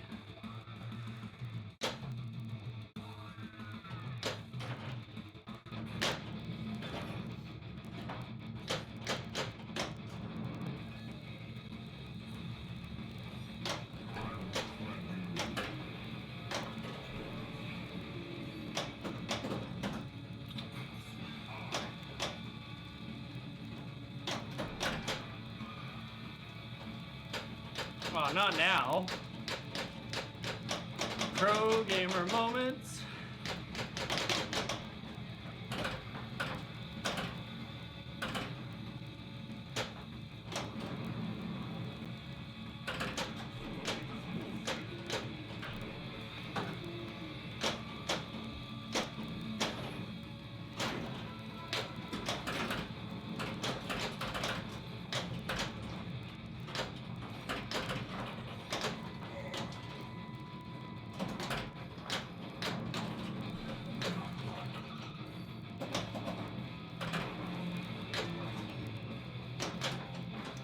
Unbelievable.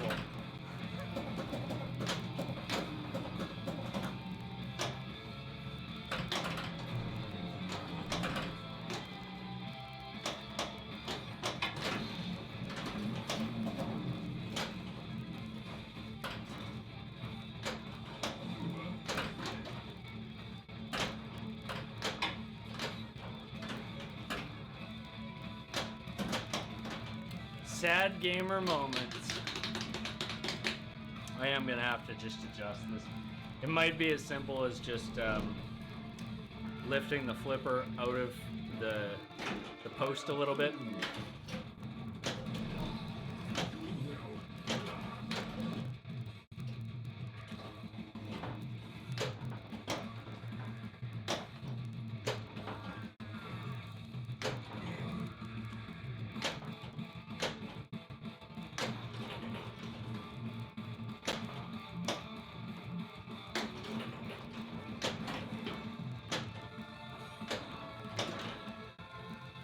I bet the reason I was playing bad earlier was that flipper. For sure.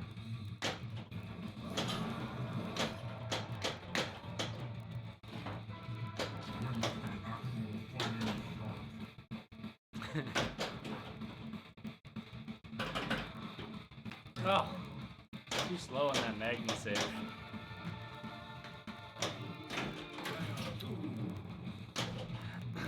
I think I might just let this one drain out just so I can get this fixed.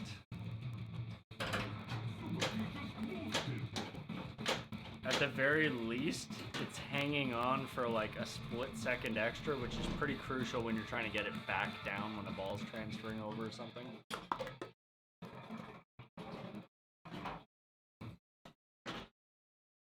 Okay, let's do the surgery. This ain't gonna hurt, baby.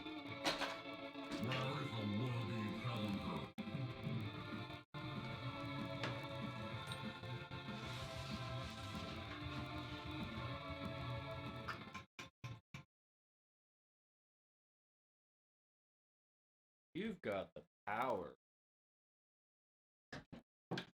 Yeah, it is a good idea to not stack multi-balls so much.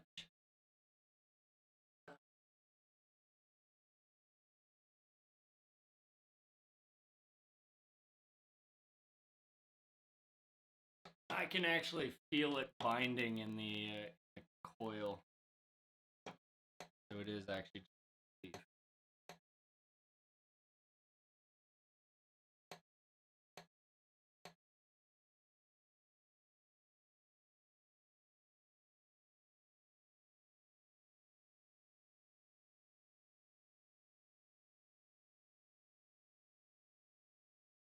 Interesting. Yeah, give me a sec. If you own a pinball machine and you do not own this, you need to own this. Is that backwards? I think that's backwards. Isopropyl alcohol, 99%. Good shit. Cleans everything.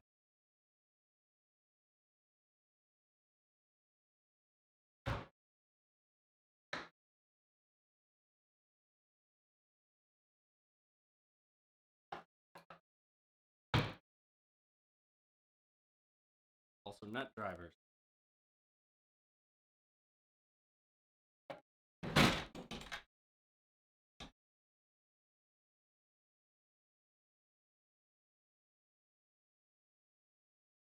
Also, turning the power off before you work on things.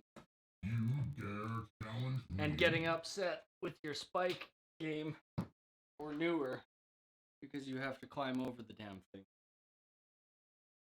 Just pinball things.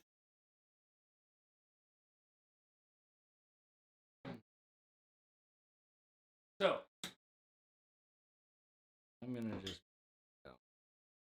so you get to look at something. Otherwise, you get to look at nothing.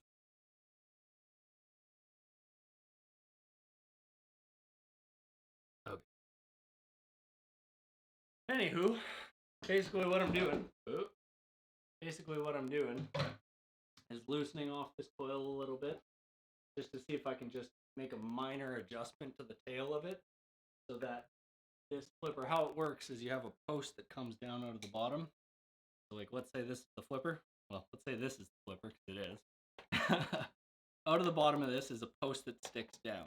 So as you turn it, that post is turning, and that post is clamped onto a little piece that is going like this. Now imagine this part of my hand is going inside of a coil. Yeah, that's so what's happening is the coil, when it fires, when you hit this button on the side, creating electromagnetic force that pulls that post inside, which then turns the shaft, which moves the flipper. And what's happening is that that piece that slides inside of the coil is binding on the outside of the inside of the coil. If that makes sense. There's a little sleeve.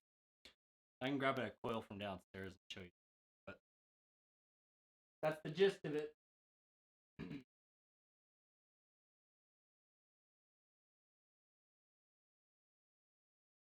But first things first, before I do that, I want to just make one little adjustment. That's going to be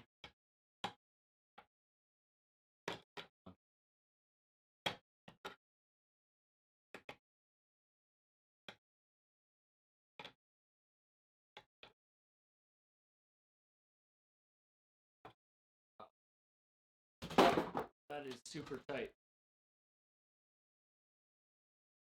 Let's see, who inspected? Do they not put the inspection stickers on here anymore? They do. Whoever inspected this basically had stuff to use the channel points like hands off the pinball. Yeah, I actually have been meaning to put that on. It's a relatively easy thing to do. I have channel rewards set up. I just haven't actually gone about and put them in. But yeah, there's like things like split flipper when I have other people that I'm playing with, and things like Tommy mode where you put something over the flipper so you can't see the game. That kind of stuff's pretty fun.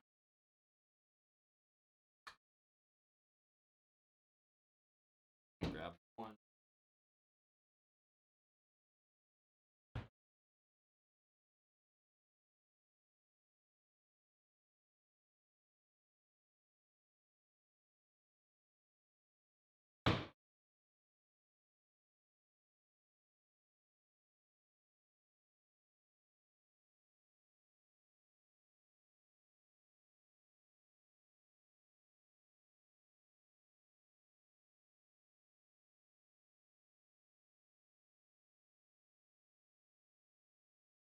But yeah, so those channel points are like,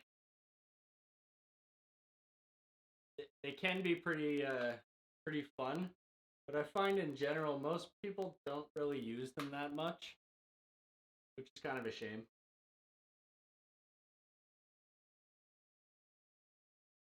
Okay, so what I'm doing, loosening the flipper within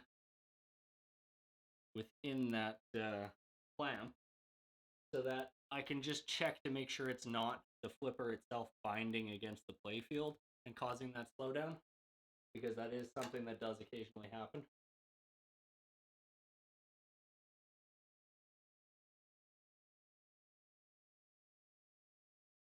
All right. So flipper is relatively loose now.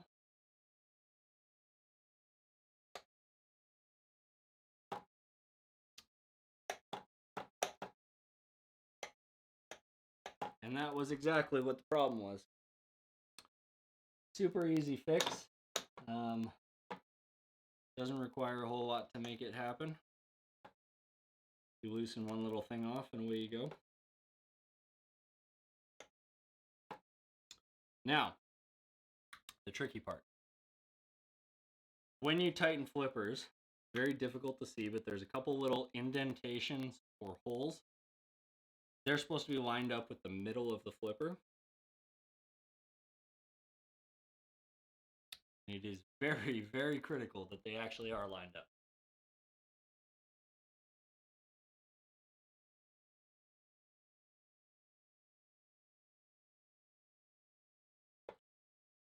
So what you do, tighten it, check it, make sure it's about where it needs to be, and then do your final tighten.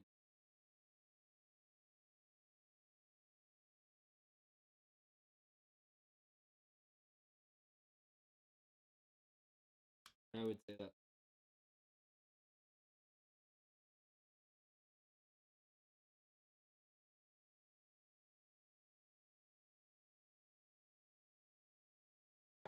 So, if this ends up not being totally aligned right, I will call Stern Pinball and complain about their shoddy workmanship.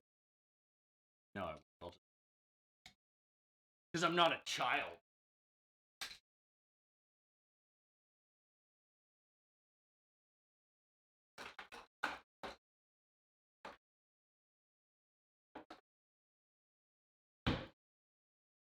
So just one more quick check, checking the flipper itself, but then also underneath, checking the actual actuation, pushing the mechanism inside the coil, just to make sure it's not binding.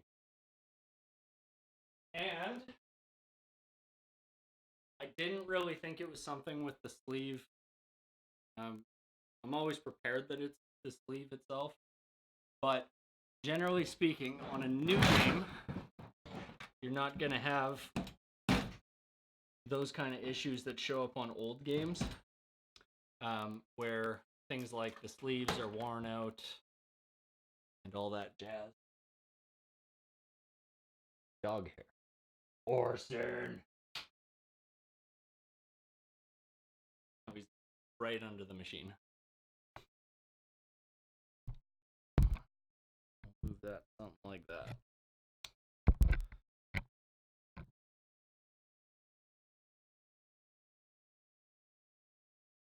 Yeah, that looks about right.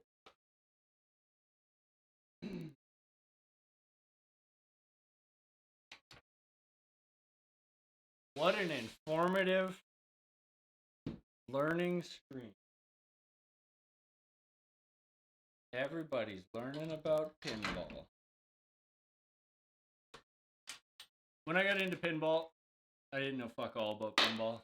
I didn't know fuck all about electromechanical stuff, anything like that. Circuit board.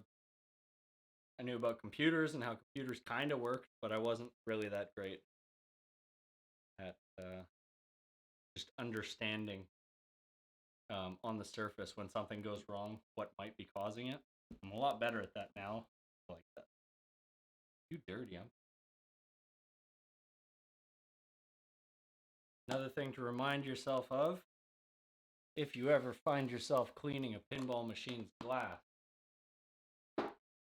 do not And I repeat, do not ever, ever, ever use Windex. Ammonia-based glass cleaners can strip optical coating off of nicer glass. It doesn't matter nearly as much for regular factory glass on games, but can still make a bit of a difference. You can see over time some hazing that'll show up in glass. But honestly, ammonia-based glass cleaner, not any cheaper than regular glass cleaner. Yeah, that's a really great solution. I like foaming glass cleaner. I find it spreads a little easier, but that is the number one easiest way to clean glass. Also, hey, Scout Pilgrim, let's get back into this. I want to play just a warm-up round to make sure these look like they're about lined up, right? Look on stream. Yeah, they look pretty close. If anything, maybe the right flipper is a little bit higher. We'll see how it plays, though. If it feels okay, then I'm not going to mess with it. But we need to make an adjustment pretty quick, so.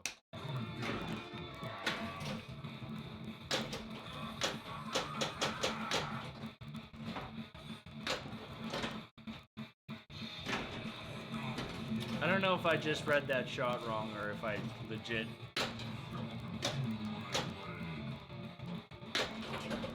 No, it feels about good, I think.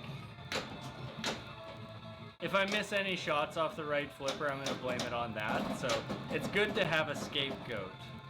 You know, don't underestimate in your pinball playing having a scapegoat to blame for why you're not beating the game on ball one.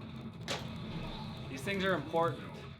If you're going into tournament play, find out everything that's wrong with the games so that you can tell people, oh my god, like I was having such a good game, but that fucking issue on Black Knight, man, they need to fix that, because I would have done way better.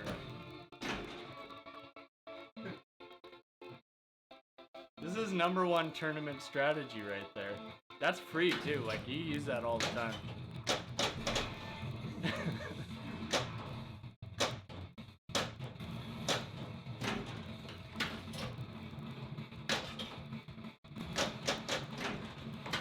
Did I adjust the upper right flipper? Because I feel like I'm making the catapult easier now.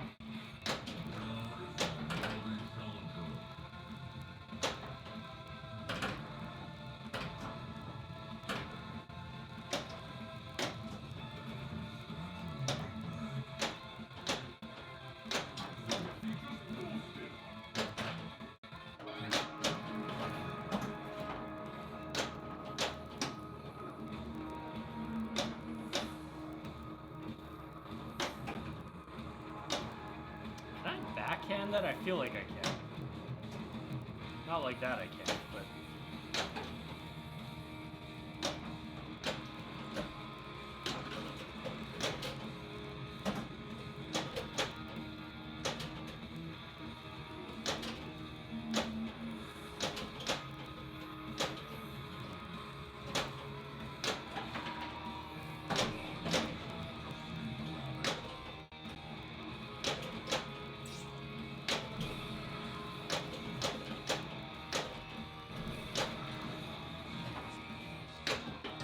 Oof. Yeah, I don't know. I'm pretty sure this flipper's okay. I'm not gonna mess with it anymore today, but if I feel like for the next shit, we only got like 15 minutes. My girlfriend bought a new car. She bought a Subaru, and I'm gonna take her to pick it up when she gets home here in about 20 minutes or so. So that's about what I'll have left today. So let's try in that time to just quickly get to Black Castle. I'm not a greedy man. I would just like to get the wizard mode. Actually, I don't know. Is Black Castle really considered a wizard mode? I don't know. maybe it's just me, but I don't know if you can consider it a wizard mode if it's on the playfield. To me, a wizard mode should be like when you've completed all the things on the playfield, then this like mystery thing shows up and you're like, oh, what did I get?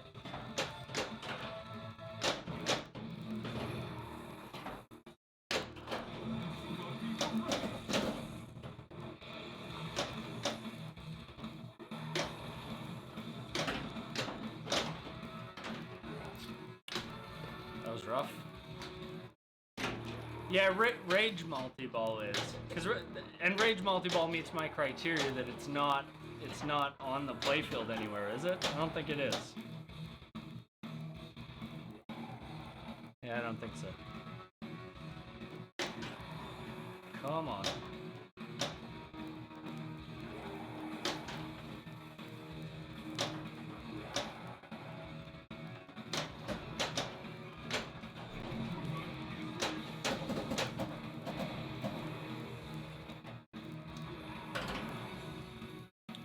Yeah, Ransom is, Ransom's tough. Stuff like that, I honestly, the only reason I know about things like that is because I see somebody else do it, or they mention it in the rules or whatever. Like, I don't generally get to deep wizard modes. Like, I've had Hobbit for a really long time, and the best I've gotten is 2 of the 3 mini wizard modes. But again, I don't really consider them anything special because they're on the playfield.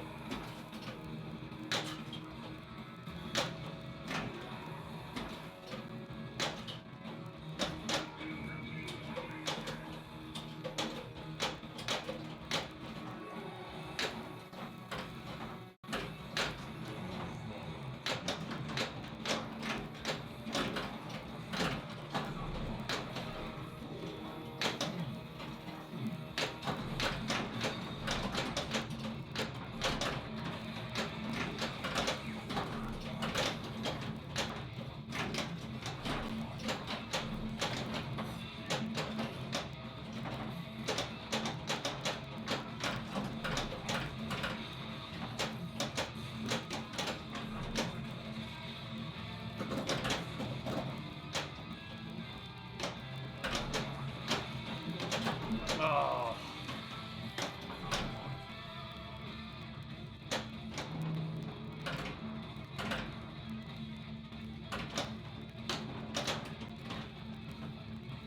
Damn. Yeah, wizard modes are like, certain games they're a lot more attainable than others. Like Tron, I've never met anybody who's even got to Sea of Simulation. Or no, wait, is Sea of Simulation the last one? Or is Portal the last one? I think it's Portal and then Sea of Simulation. I don't know anybody who's actually got to Sea of Simulation. Same with that, I owned that game for like 2 years. Granted, I'm a better player now than I was then, but still. You would think, like, just the amount of time and knowing what you need to do to get to those things, that eventually you just would have a good enough game and get there. And I got close. I've been to Portal before, but I'd never been to Sea of Simulation. And when I was getting ready to sell the game, I was like, all right, whatever, I'm gonna reset the code anyways, because I had custom music on there the guy didn't want. So I was like, well, I might as well flip some switches and get there, just to see what it does.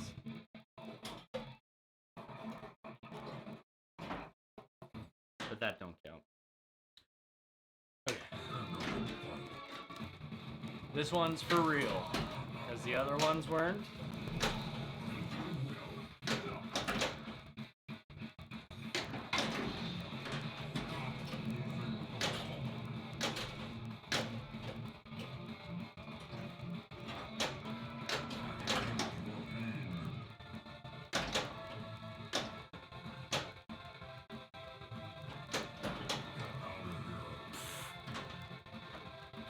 That drain off of the backhand usually doesn't happen, but when it does, I can't react to it even, because it's the motion is you have to nudge to the side. Like, you can't nudge it. You have to move the game side to side to get it out of there, because the out lane is so steep. I think it's one of the things that makes this game very punishing. The right out lane is steep, and the left out lane is just nasty. But it's like standard nasty. Yeah, this one doesn't count either. I'm still warming up on this new flipper adjustment, you know?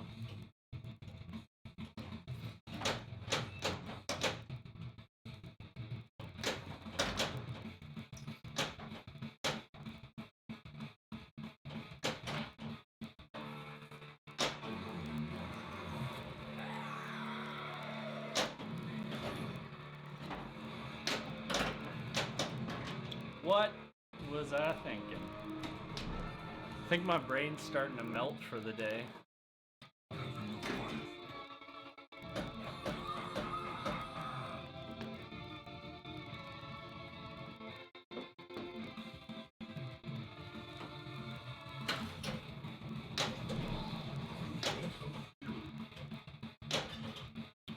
Yes. Not quite.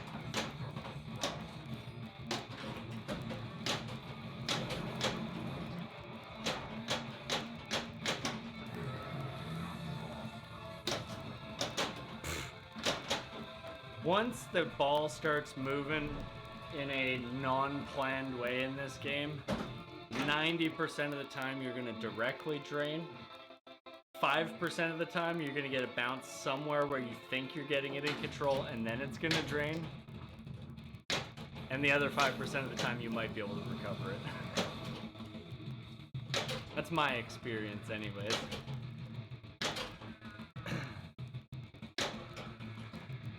Still, I do think Black Castle is very attainable in this game. I just haven't had the game yet. I've gotten pretty close. Actually, earlier today I had a game that was on the right track, but I was already on ball 3, so...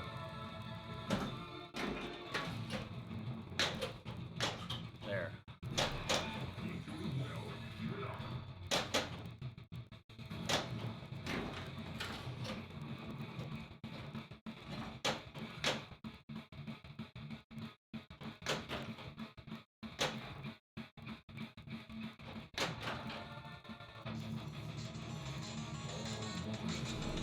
That's my girlfriend, one second.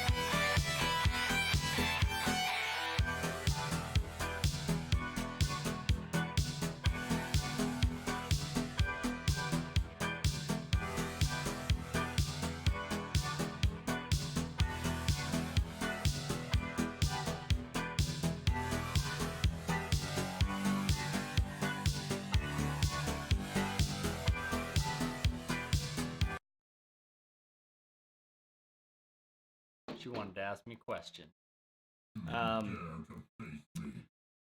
Yeah.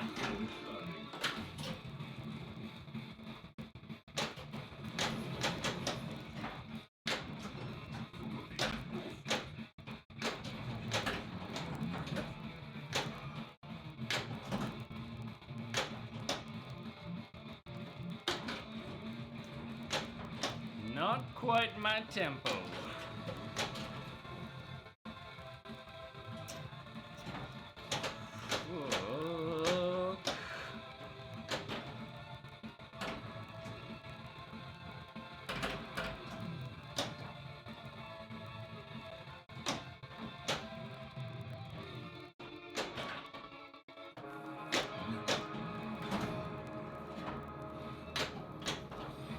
Oh boy.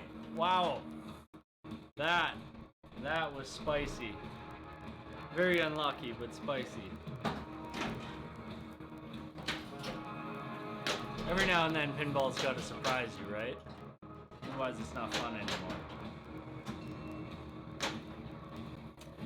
Okay, so here, I need to hit that shield shot, but it's actually much less risky if you open the shield by lighting your lock. Plus, you get to lock a ball.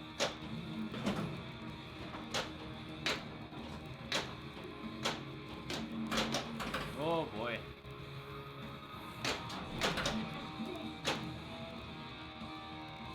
Same thing.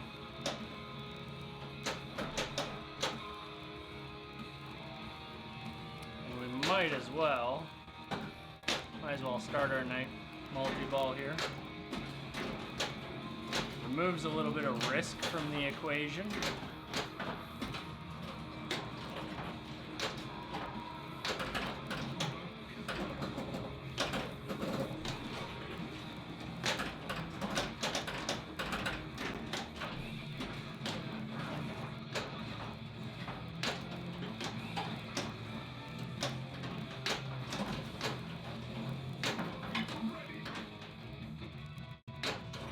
That was some fast multi-ball there.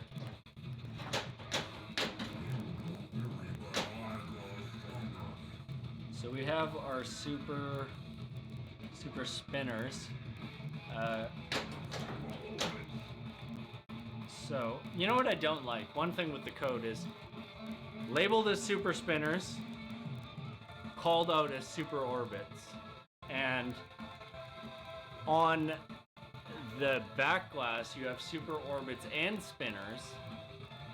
That's right here. And I really don't know. Like, yes, I guess with orbits, it's about the switches in the back of them. And with the spinner, it's about the spinner itself. But I think it needs to be like, I don't know. It needs to be a little bit clearer. Like, it should say both of them. It should call out both when you get it or something. Because I don't think they're both on here. Are they? No, they are. That's weird. Still a lot of stuff about this game that I'm like trying to figure out from a rules perspective. Shit.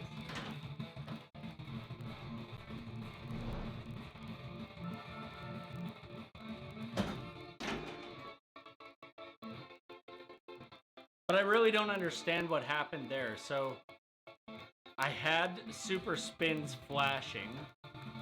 Then I hit the super in the center, which lit or started flashing super orbits and called out super orbits. And both of them were lit there. Does that mean they're active? Do they ever go solid?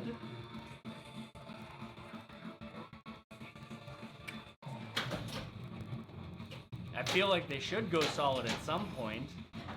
But I mean, it's not like super things are something you're going to complete.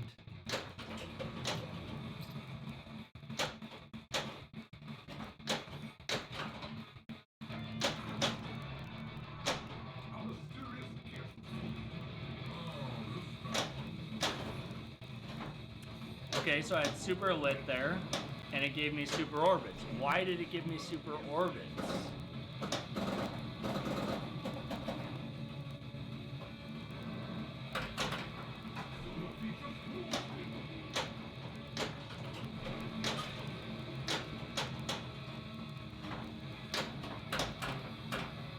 Is it just a random thing which super it gives you? That seems like it would make the most sense. That hitting super just gives you a random super award. When it's not on tournament play anyways.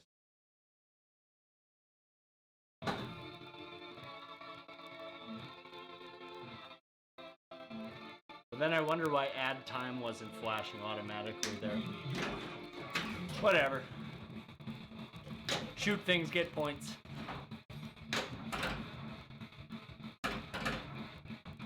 I actually think, let me just double check the time here. Yeah, this is gonna be my last game, so let's hope it's a good one.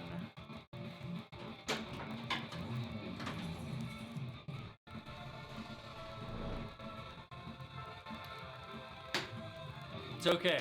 It's okay. 2 balls left.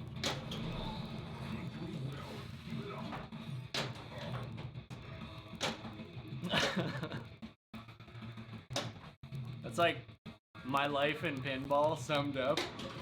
Yeah, let's hope it's a good game. Immediately drained.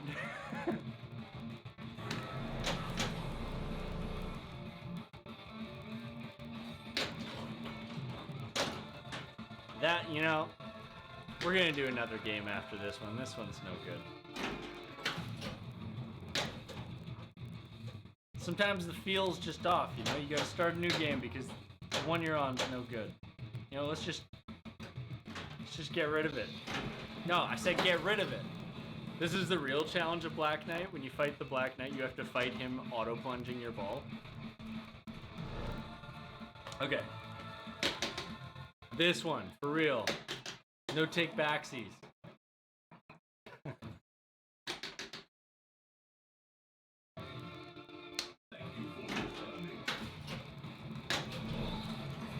Huh?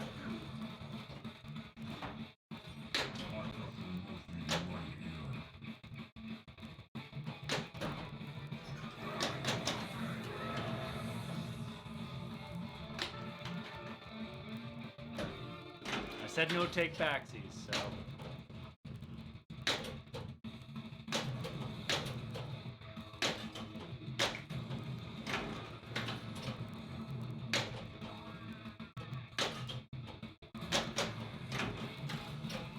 Okay.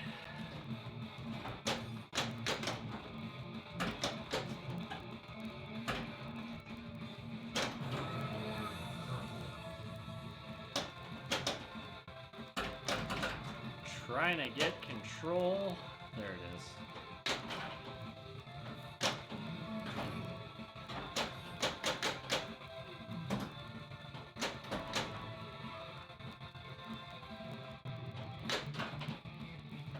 So, I want to hit lock one more time.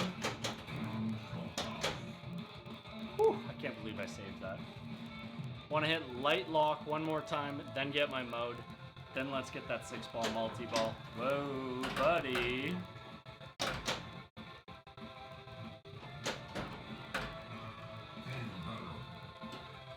Do it on ball 3, right?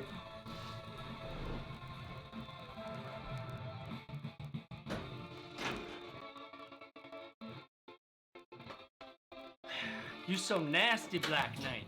You're so nasty.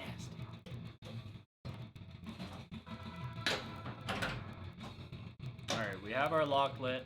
Just gonna get into the mode. Not like that, we're not gonna. Like that, we're gonna. Get into the mode, start our multi-ball, as well as our mode, like that. Then let it drain out, get up top with our plunge, and, oh, come on. Come on. You're so close. Do it. Get up there. I need to get all these balls off my flipper for a second. Okay. Come on.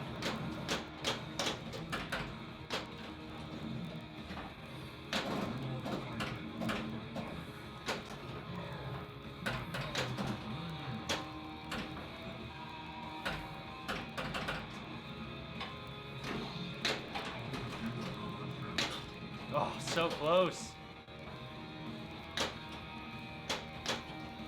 Okay, now I'm in the position I want to be in. I was.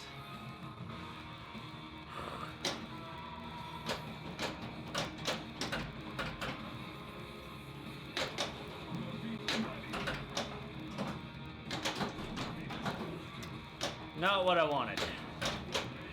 I did get at a ball there off of that left target, but I don't know if it's going to give it to me.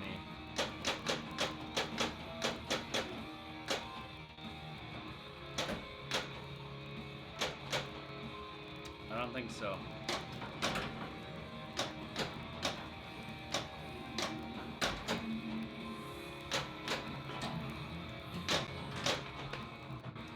Well, you win some, you lose some. When it's Black Knight, you mostly lose them. However, we had a couple good games today. early on today. I got like 4 modes completed. I only needed 1 more to complete to get into Black Castle. Had my night multi-ball multiple times. Yeah, I don't know. For me, like, the cool thing about this game is being able to get into like that 6-ball multi-ball. I was really hoping to get into that one last time here today, but it's tough because you're really trying to hit a tight shot, even though it doesn't seem tight. It's very tight. That shot, I'm just gonna show you this. That shot on the left there, right below the flashing green lights, is the entrance into the catapult. And it is not, where's my finger there? So right here. It is not a super difficult shot on paper, but for whatever reason, it is such a tight shot to dial in. And I'm almost positive the reason is just the angle of this flipper there. It's pretty steep. And so your margin of error doesn't change. It's just the fact that it's happening a lot quicker. You're passing through that margin much faster. You have to kind of rely on those shots to sort of bounce up a little bit and have a little bit of hang time so you can snap it in there. But tough game, but fun. Not sure when I'm going to be streaming next. Week's kind of busy. But I'm going to try to maybe get in Friday, if not Friday, maybe on the weekend, or worst case Monday night. Trying to do more than just once a week, but sometimes life gets in the way of living, you know what I mean? Anyways, thank you guys for tuning in. Thank you everybody who gave me a new follow today or a sub. Thanks, Evan.